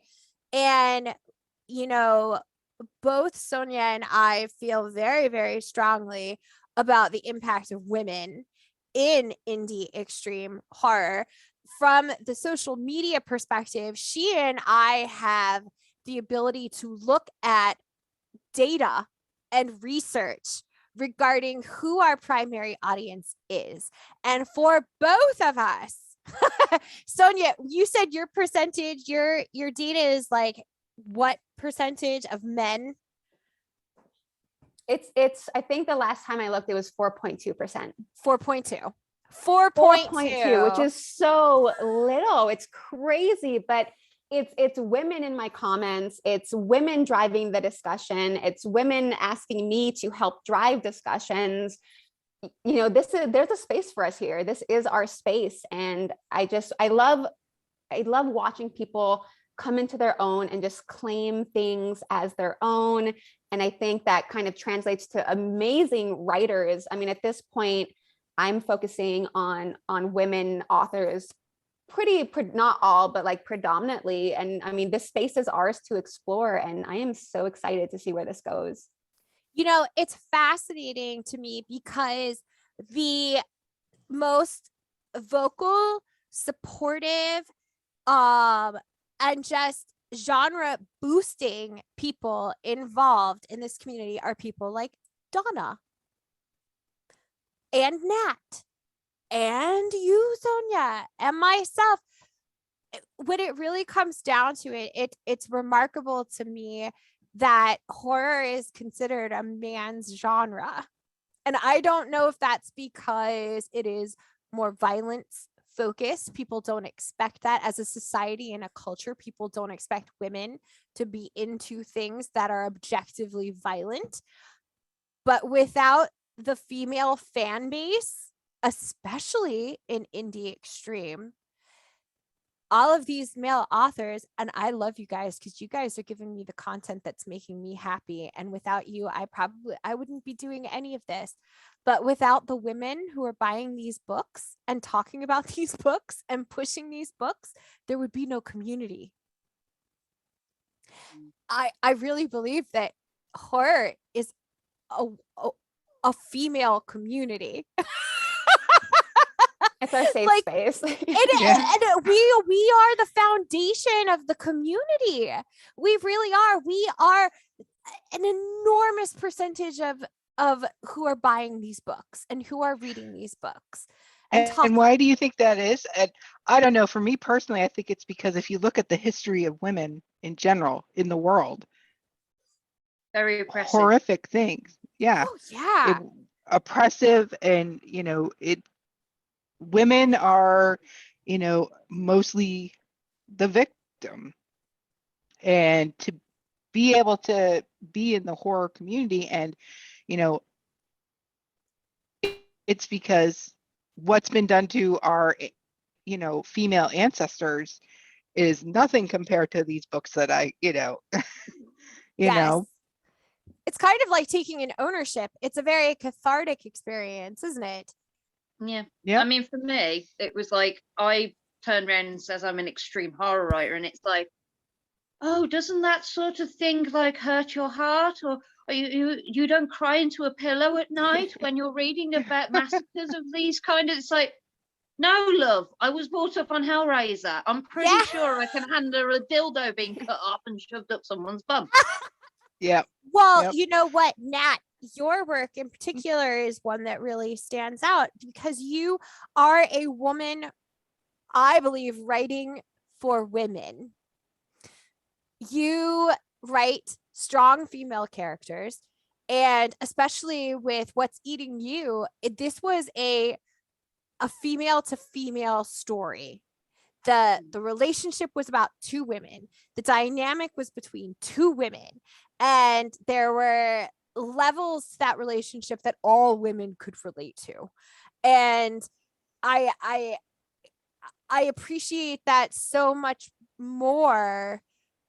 I love books. I love books that where, that are your standard, like, female final girl trope. That's great. I'll still read them. They're fun. But when I can pick up an extreme horror book where that female character is empowered and not just a victim and has strength and a cleverness to her and is a critical thinker and a problem solver and can just get through this traumatic situation and be victorious, like it's such a breath of fresh air. Yeah, I've really enjoyed that in your work for sure. And I think that's why so many of us love Talia. Volpe's Talia character is that despite all of the horrific things that happen to this woman, yes, she has to make a deal with a supernatural creature, but what she becomes is just So much this more powerful. Oh my God, this embodiment of rage. To me, she's a character that's like an example of the Me Too movement. Yep. She's the embodiment of all of the anger and the hostility and that desire for revenge that women have been carrying around for decades. So nice work, Dan. But I think that's why she really resonates, especially with female readers. We're like, hell yeah. You know who else? Matt Shaw, his book Porn was like that. And oh my God, there's another one about a sex worker who brings someone into her house. Oh my God, I'm blanking out, but he also writes books like that have a good twist to them. And I think like Samantha Kolesnik and Kenzie Jennings. Like Kenzie Jennings to me was such a game changer. And I think part of it is women are reclaiming how we're perceived in fiction, because with the final girl trope, I love those books. I enjoy those books as well, but there's still that trope of, not necessarily a victim, but of overcoming, and it's so far removed from being messy. And I think women in horror are taking how women are perceived and deconstructing tropes. Like, yes, I'm a final girl. Yes, I'm going to murder who is murdering or trying to murder me, but it's because I'm angry right now and I have no sympathy and I'm just going at you because you're coming at me, and that's it. There's no social commentary. It's just women allowed to be angry and vengeful and taking things out on society. And sometimes, a lot of times when men write that, we don't get that. We get, oh, my nipples are really hard. And excuse me, sir, I have no idea how my nipples are relating to me hiding in a meat locker from a murderer right now. Exactly. And I love just reading books about women just being nasty and not being good people, sometimes being the murderer, not necessarily like the victim. And that's the space that I'm in. That's the headspace that I want to be in right now. So that's where my reading is going. But it's women just banding together, writing real people, not caricatures, whatever, and letting us be. We're just letting women be. And I love that. And that's why I think Danny is an important book by Angelique Jordana. She'll be number one. Y'all should read Danny by Angelique Jordana if you haven't. Number two, she'll be joining us for the LGBTQ plus panel. Nice. I think she's a very, very important writer, especially representing the sapphic lesbian community. And Danny is an exceptional example. Yes, it is. She's the lead character, the slasher, the serial killer is a female. Yeah. And it goes through, you learn about her past trauma from her parents because she's also a lesbian, and what she had to endure from her family. I think it's a really important book, especially for young women who are lesbian, to let them know that they can be a badass. They are represented in literature. Yeah. It's not just the token lesbian friend, of a book. Yeah. Yeah. The main character. Yes. Yeah. Another one that was one of the most stunning books that I read last year, and I regret not making space for it on my top 10, which is why top 10s and top 5s just suck, why guys? They're top whack. 36s. They're so whack. Yeah. I didn't even make one. I couldn't. I tried. I did my best, but oh man, Sarah Tantlinger. Yes, it's To Be Devoured. It's my personal mission to make everybody read To Be Devoured, honestly, and Haley Piper as well. Oh, Haley Piper, especially representing the trans community. Yeah. Eve Harms, Transmuted from the Rewind or Die series. Eve Harms is awesome. Oh my God, taking the lived experience of trans people and relating it into a bizarro setting. It was brilliant. It's absolutely brilliant. She'll also be on the LGBTQ panel coming up in the next month or so. And these people, I can't wait to see Haley Piper at AuthorCon. I am so excited because these books, we're gonna have a good time. Oh my God, yes. But To Be Devoured was one of the most. I have a very difficult time explaining how it affected me emotionally. It's one of those. I went through physical reactions, not even just to the writing, because the writing's stunning. The climax, where I don't want to give away spoilers. Yes. But the climax of the scene, I literally put it down and walked away because I'm like, no, not right now. But just being able to see women in those spaces, they were nasty, they were really gross spaces, but she didn't hold back, and I absolutely love that. And I think that we need that. People are so scared, and I know that there's not enough sapphic representation. There's not enough representation, so I understand that people are they get a little sensitive when representation might not be flowery and glowing, but that's reality. That's reality, and we need to see that reflected on paper, especially when it's surrounded by just beautiful prose that like give me goosebumps. Her writing gives me goosebumps. Amazing. That's why she's a Bram Stoker Award winner. Like it's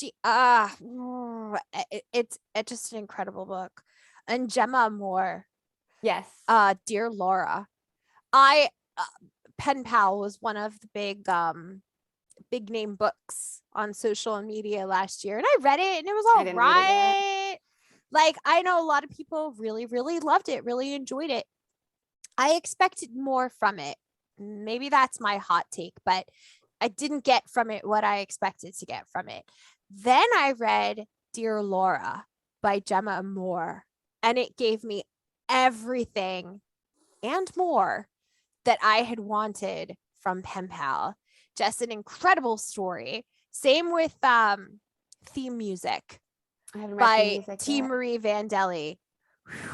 Wow. And I think Dear Laura ties back to Donna, the point that you made earlier about groomer. Yes. Some of the critique that I see about Dear Laura is it's not realistic who would do what this character was forced to do. Young women who aren't prepped for this, who have all of these societal pressures on their shoulders, who don't know how to react. That is who reacts in a very believable way in my, from what I've read and from, experience. Yes. But this is a very real, this is real horror. And I don't understand how people did not perceive that this was real horror. And I'm not sure if, but that just ties into Donna's point about the importance of writing these things and making them public. There's no way to separate horror from trauma. Absolutely no way. Horror is meant to horrify.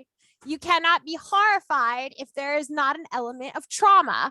And so everybody responds to trauma differently. Trauma is a subjective experience. It is different for every person. And I can see how people outside of the world of mental health or psychology would have difficulties understanding why certain people respond in certain ways to traumas. But Dear Laura is a fantastic example of how someone can get wrapped up in the guilt of a situation like the one that she experiences. And it just, especially a young woman, a very young woman, a very unsupported young person who isolates this experience and just takes all of this guilt on themselves and is never given an opportunity to really process it. And it's so good. And this makes me angry, it's outside of being horrific, it just makes me so angry. And that anger comes from a very real place. And when you as a writer can tap into those very real, raw emotions of the audience, it just creates a very powerful experience that, to me, as a woman, speaks to why I'm drawn to horror now. It's especially women authors, or just authors that really aren't men. They just write these experiences where you can see yourself in them. And I think that's super important. We want to see these, and we want to safely process those feelings in a way that we can't in everyday life. But books give us that space, and that space is very important to have. Yes, there are some male authors who I know this past year have caught flack for how some female readers have perceived their representation of women. One of the big ones being Erin Beauregard, especially with the slob. Because yes, and I myself had to kind of process that, my experience with that book, which I love, and I love the sequel, The Son of Slob. But this character, she overcomes this absolutely ridiculously horrific experience. And it does fall into that classic like female victim role character, but she just exactly. Yes. Like, I don't want to ruin anything perfectly for anybody, but I mean, just knowing there's a sequel, like obviously, like Can I quote you Yeah. on that? yeah. But you know, I have to stand back and kind of argue people's perspective about this poor woman being victimized, because in the end, she is victorious. And yes, she experiences some horrible things, but actually he uses the sequel to really process how that level of trauma can affect someone and their perception, and how trauma forever rewires your brain. Mhm. And I don't think Aaron has a background in mental health. He probably didn't realize that he was writing this much of an in-depth perspective. But as a mental health professional, just reading that sequel as a follow-up to what this woman experienced in the first book, I was like, you know what? Like, this is a really great example of how experiences like this will forever change your ability to think critically and problem solve, and it changes your priorities. Yeah, definitely. When I wrote Leviathan, Queen of Madness, the Die Circle, Oh, yes.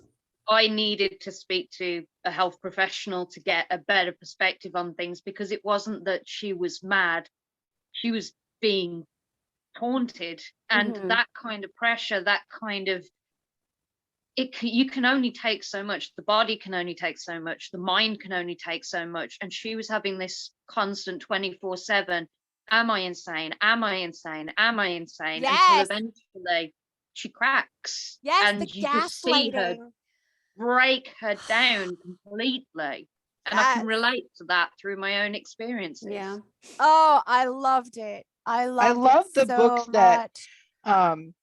portray the character as, like in your story, Nat, Leviathan, as you said, you know, and one of my examples is Scary Bastard. Oh yeah, again, Aaron Edmund, Mhm. Burgard. from Aaron. Yeah. You know, a lot of stuff that I've read is the monster or the killer turns into what they are because of external influences. You know, like Edmund, with him being, you know, his mother was drilled while she was pregnant with him.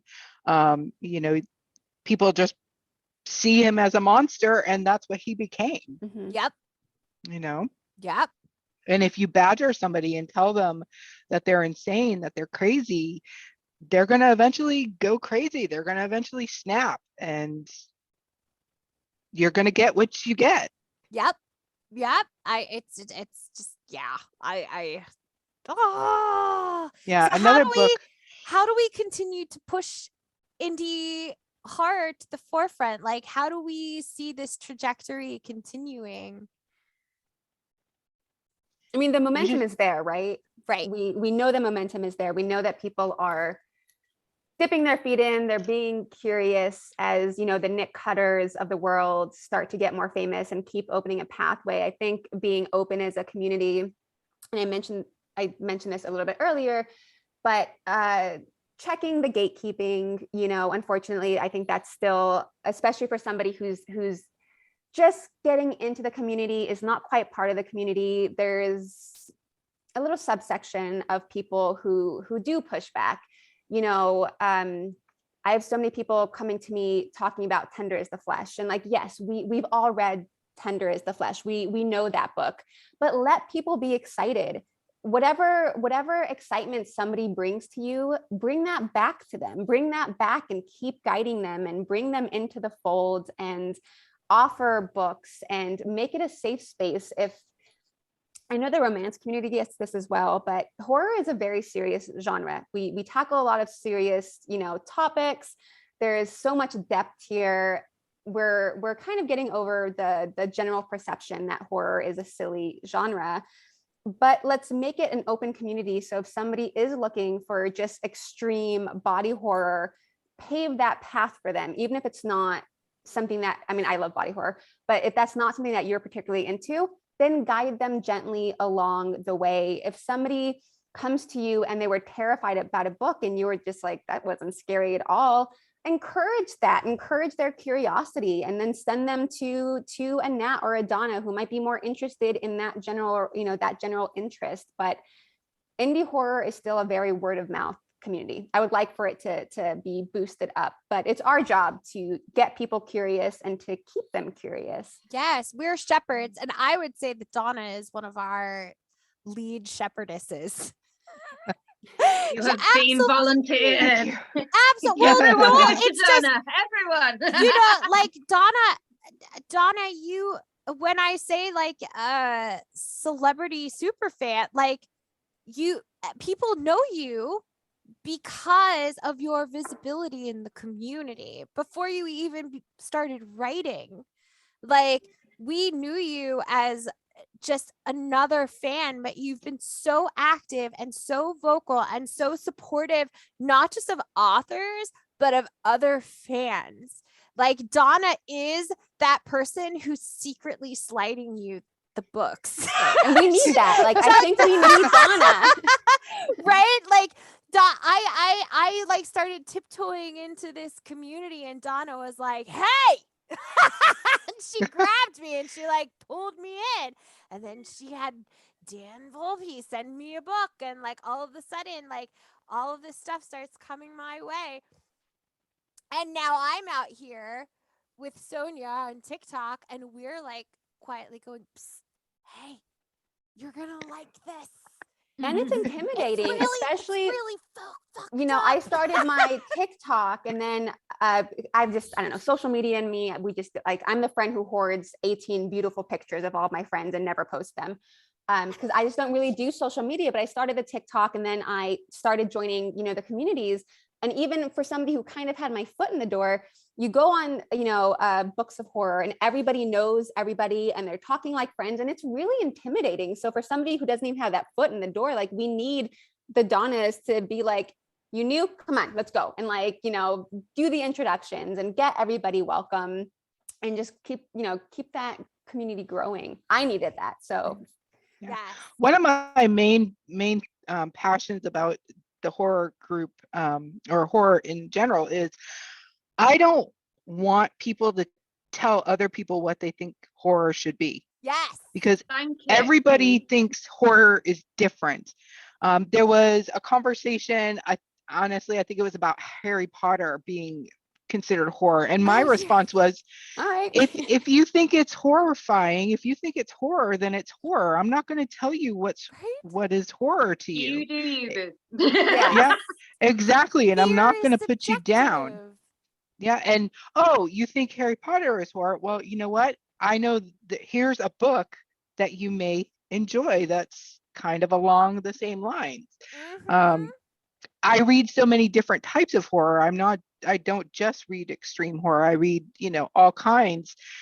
So no matter what anybody is looking for, I will have a recommendation of a book. I may not have a ton, but I have at least one, you know, and I think it's really important for people to be allowed to define horror for their own self.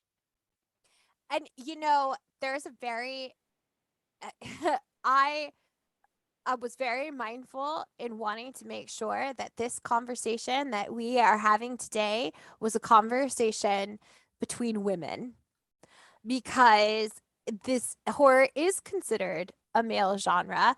And when I look at my guest list for the first season of Mothers of Mayhem, it is largely dominated by male authors, because they are largely dominating the scene.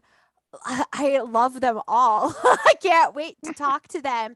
But I don't want us to get lost in the mix. Like, I cannot speak passionately enough about how women are really the foundation of the genre.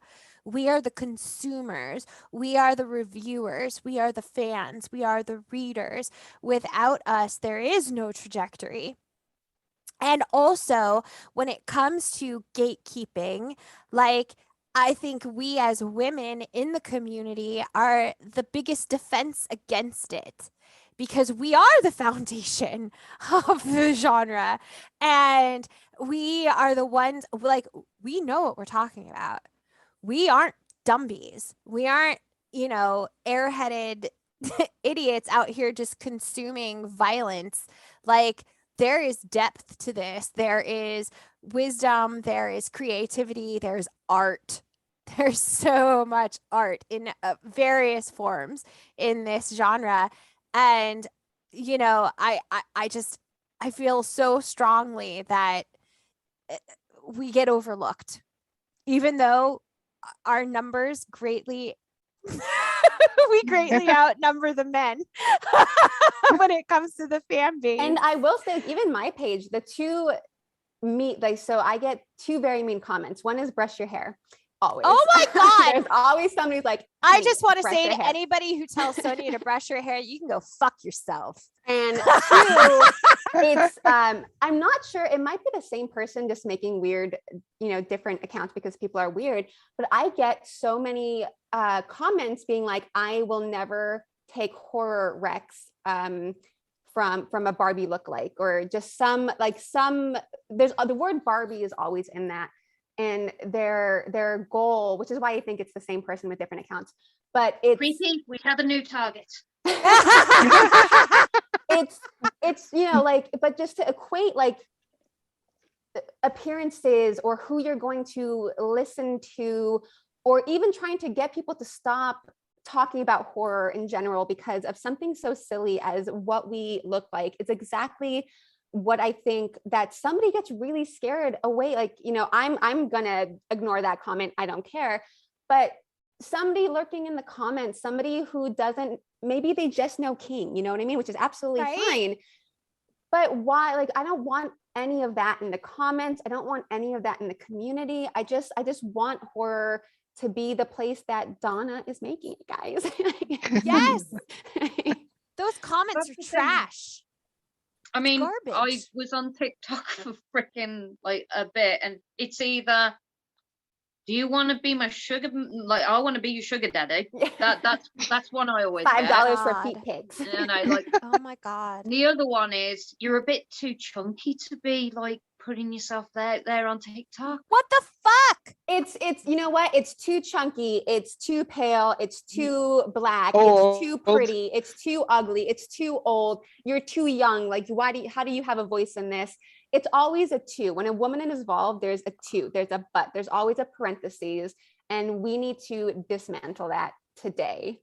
Hell yeah, but I'm wondering how I have not gotten any of the, like, I feel like I've been dodging a bullet. Maybe I don't want more followers. I feel like the more followers you get, the more the trolls come out. Like, that's ridiculous. When I started my TikTok, I was a lot heavier than I am now. I'll be very honest. I did gastric sleeve for health reasons. So I have dropped weight drastically. But when I look back at my videos, I was way heavier, and I can't believe that people didn't come at me being like, what's this fat lady doing on TikTok talking about books? Like, I expected it. I expected it wholeheartedly. I was like bracing myself for it, and I just can't believe that it hasn't I'm like waiting. I'm waiting for I think it to that happen. speaks to the actual community, though. Like, the actual community, super supportive. They uplift, the LGBTIQ authors of color, or just reviewers. They don't care. They're there for the books. And it's just like the gross little, that there's like a crusty little layer of people who are not quite part of the community, but you have to like punch through them anyway to get to this amazing, supportive, super, just this community that I love, that has helped define me as a reviewer, as a person. It's just those gross people. Yeah. So we are officially the anti-troll squad. And if you want to come for us, we'll destroy you. I had on that conversation about Harry Potter, when I said, if you think it's horror, say it's horror. I had a guy comment something, I can't remember exactly what he said to me, and I responded with something along the lines of, I think you need, to calm down or take your medication. And then he was in my DMs and basically told me, fuck off, bitch, and then blocked me. All because I told somebody else that if they wanted to consider something horror, they perfectly should. Right. And this guy was so bothered by that. He was so bothered by it. Because they have like this, they don't like being challenged. It's not even you challenging them. It's you opening a pathway for somebody, but because it goes slightly against a belief of theirs, they become so enraged. But I kind of love it, just seeing that reaction from people. How very dare any of you think that people should be allowed to have their own individual experiences with anything? I'm just so happy that you were able to be there for that person who thought that Harry Potter was horror. I'm just so happy that there are people who are going to push aside like all the bullshit and be like, yeah, Harry Potter is horror. I got you. Here's another book. Yes. Like the last couple of weeks haven't been easy for me. And I opened up to the horror community and I said, guys, I'm going to be a bit behind on my reviews. I'm going to be, I will get round to doing your stuff. I promise. It's just, this has happened. And the outpour of support and love and just messages to make sure I was okay. Honestly, I sobbed. I was just unbelievably overwhelmed by how wonderful the community has been to looking after me. Yes. And it comes to show, doesn't it? Absolutely. One of the most loving and accepting communities. We got to say, like, the trolls are few and far between. That is the beauty of it, isn't it? Like, they're out there, but they are greatly outnumbered by just an amazing community of wonderful friends. Mm-hmm. So let's break down some gates, ladies. I want to know what y'all are reading right now, or if there are any recommendations you would have that you feel very strongly about that people should be picking up right now. I see. Yes. Nat has Daniel Volpe's Left to You. So good. Son of a bitch made me cry. Twice. I know. 2 times. Oh my God. Oh, I Yeah. sobbed so hard reading this book. It was unreal. Like the fact that it just didn't feel like research. You know, when people research history and they just put it on paper, there was so much emotion in this book. It did feel like a first-hand account from a real guy called Yosef. So I was like, I want to hug you, Yosef, but I also want to punch you. I don't know how I feel about it. yes. Yeah. And I think the beauty of Left to You is it's extreme horror, but the horror of the novel is the reality of the Holocaust. Like Daniel really wrote a book where the extreme horror aspect was secondary, which is insane. Like that's such an insane feat. And I was blown away by that book. I agree wholeheartedly. Yeah. Kind of piggybacking off of that, actually messaged Sonja last night as my plane landed in Baltimore. As soon as I had Wi-Fi again, I immediately messaged Sonja because Eric LaRocca was kind enough to send us advanced reading copies of his upcoming book, We Can Never Leave This Place. And his titles. Can we just talk about his titles? He's gonna be on later in the season. I freaking cannot wait to talk to this guy because his brain, amazing. This book broke me. It broke me. The location of the book is not really specified, but it seems kind of clear that it's probably Syria. And it's just a remarkable story about grief and the trauma of existing in a war-torn community and toxic family dynamics, and it has a bizarro feel to it, which is not something that I expected from Eric LaRocca, but I am absolutely 100% adding to my heart murderers right up there with Philippines, and I told him that yesterday. I sent a message. I was like, thank you, I'm honored. You did it! You broke me! So when this book drops, it's supposed to be That is the punchline.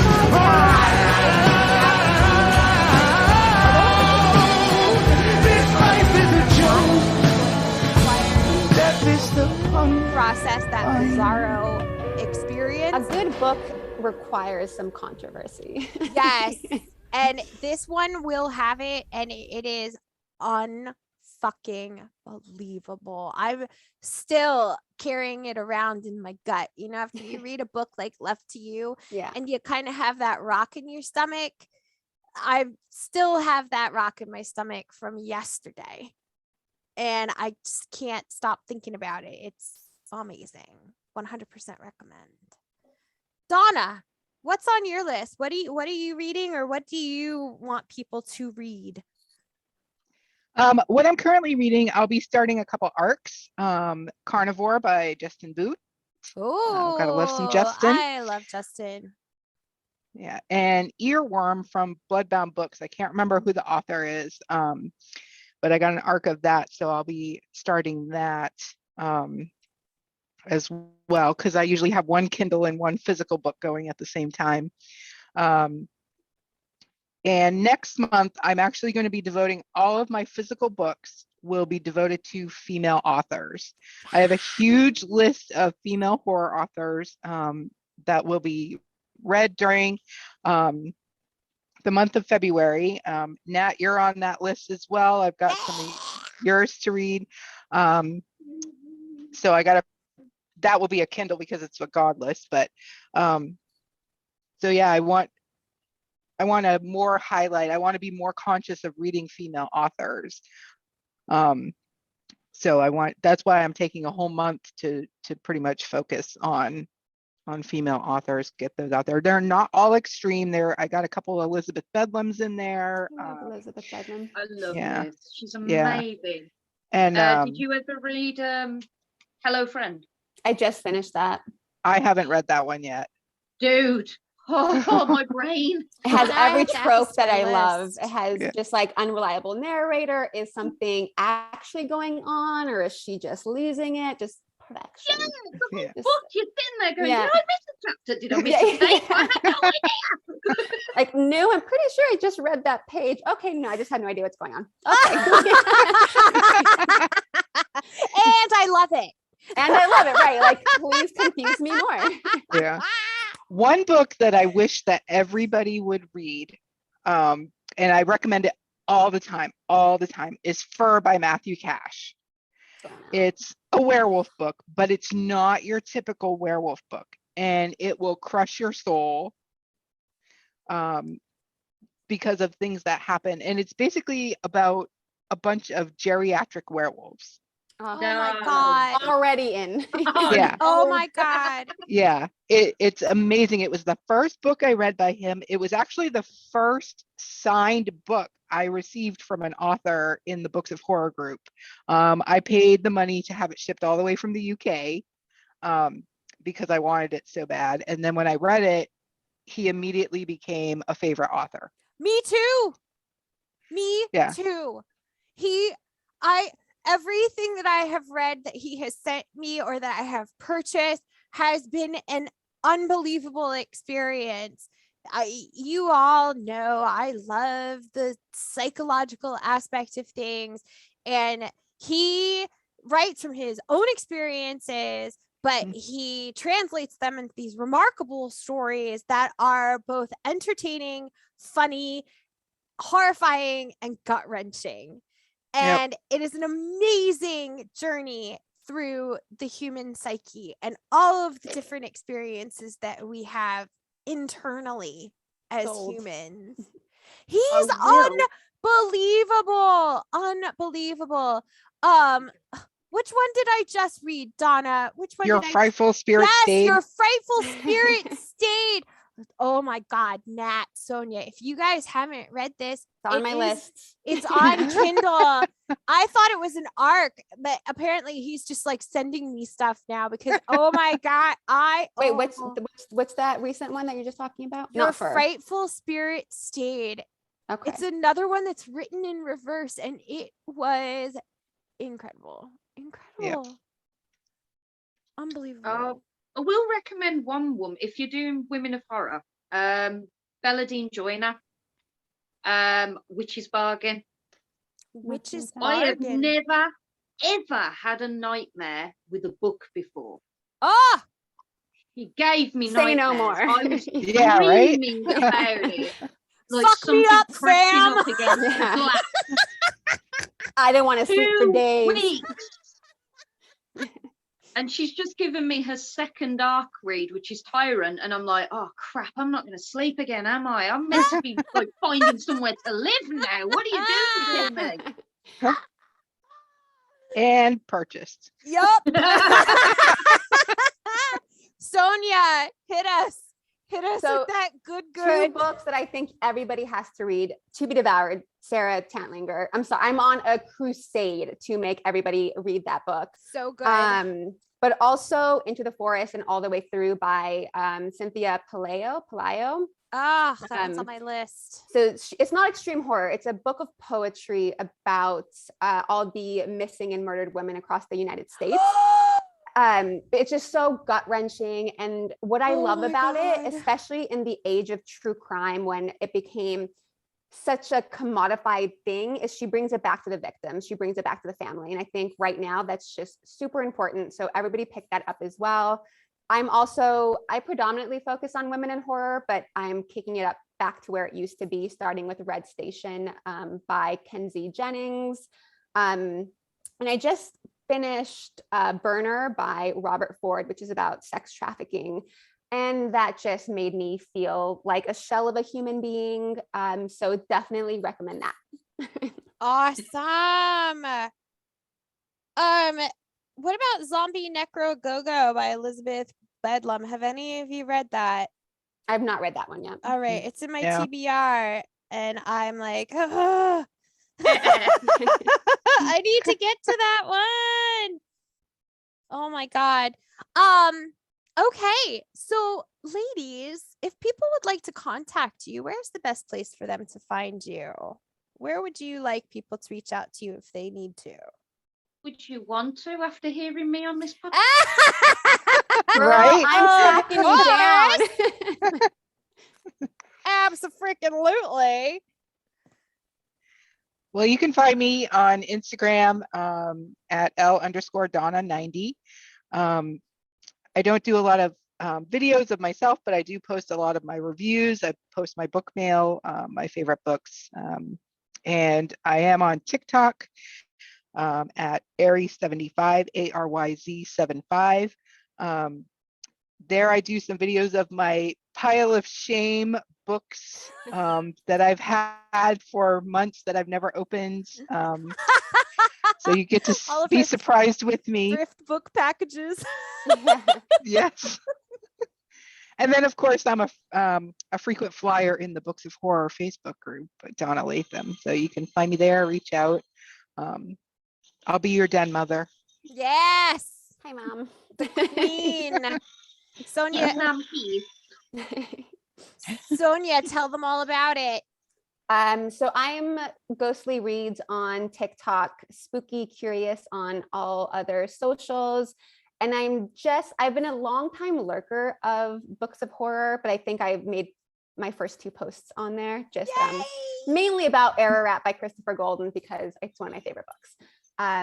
So I'm floating around and I love to talk to people. So reach out. People are like, it's so intimidating. Don't be intimidated by anybody in this community, folks. Oh yeah, no. Nat. Ugh, right. I'm on TikTok, or as this little shit will say, the TikTok. I'm usually doing reviews with Creepy Bunny. Sometimes I do art reviews with him, book mail, mostly putting out if I've got any new projects coming out. I've got quite a few at the moment. I'm also on Instagram, Facebook. I've got a WordPress website, which is the Chrystal Vixen reviews and reads. Instagram, I'm Whiston Nat. And I'm also, where else am I? Instagram, Facebook. No, that's all of them. Oh, that's right. Floating in the YouTube as ether. well. For more information on these remarkable women, please refer to today's show notes or come join us on the Mothers of Mayhem official Facebook group. I think all of y'all are in there. So yeah, I don't know if you are. Oh, yes. Okay, good. From the beginning. Woo! A few weeks late, actually, but that's Hell okay. yeah. I don't care. You're in there. You can find the links to our various social media accounts in the show bio and by visiting my link tree on any of my TF Did I Just Read accounts. As always, you can send your questions, comments, or insults to our email address, momextremepodcast@gmail.com. That is m.o.m.extremepodcast@gmail.com. Do not forget to send dildos to Christina. DM me if you need her mailing address. I like that she's not here this time to try and defend herself. Just do it. Send the dildos. I will never stop thanking singer-songwriter Amigo the Devil for allowing us to use his song Hungover in Jonestown as our theme song. Please go check out his music. You will not regret it. Ladies, this has been amazing. This was more than I ever could have hoped for. I had such a blast, and I feel like maybe next season we should all get together again. Until next time, go raise some hell, children. Make your weird book mommies proud. Bye. Say bye, lady. Bye. Bye. Thank you. I love you guys. Life is a joke, and death is the punchline. Oh, la, la, la, la, la, la.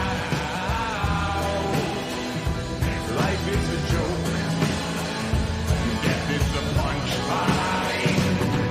Oh, la, la, la, la, la, la. This life is a joke, and death is the punchline.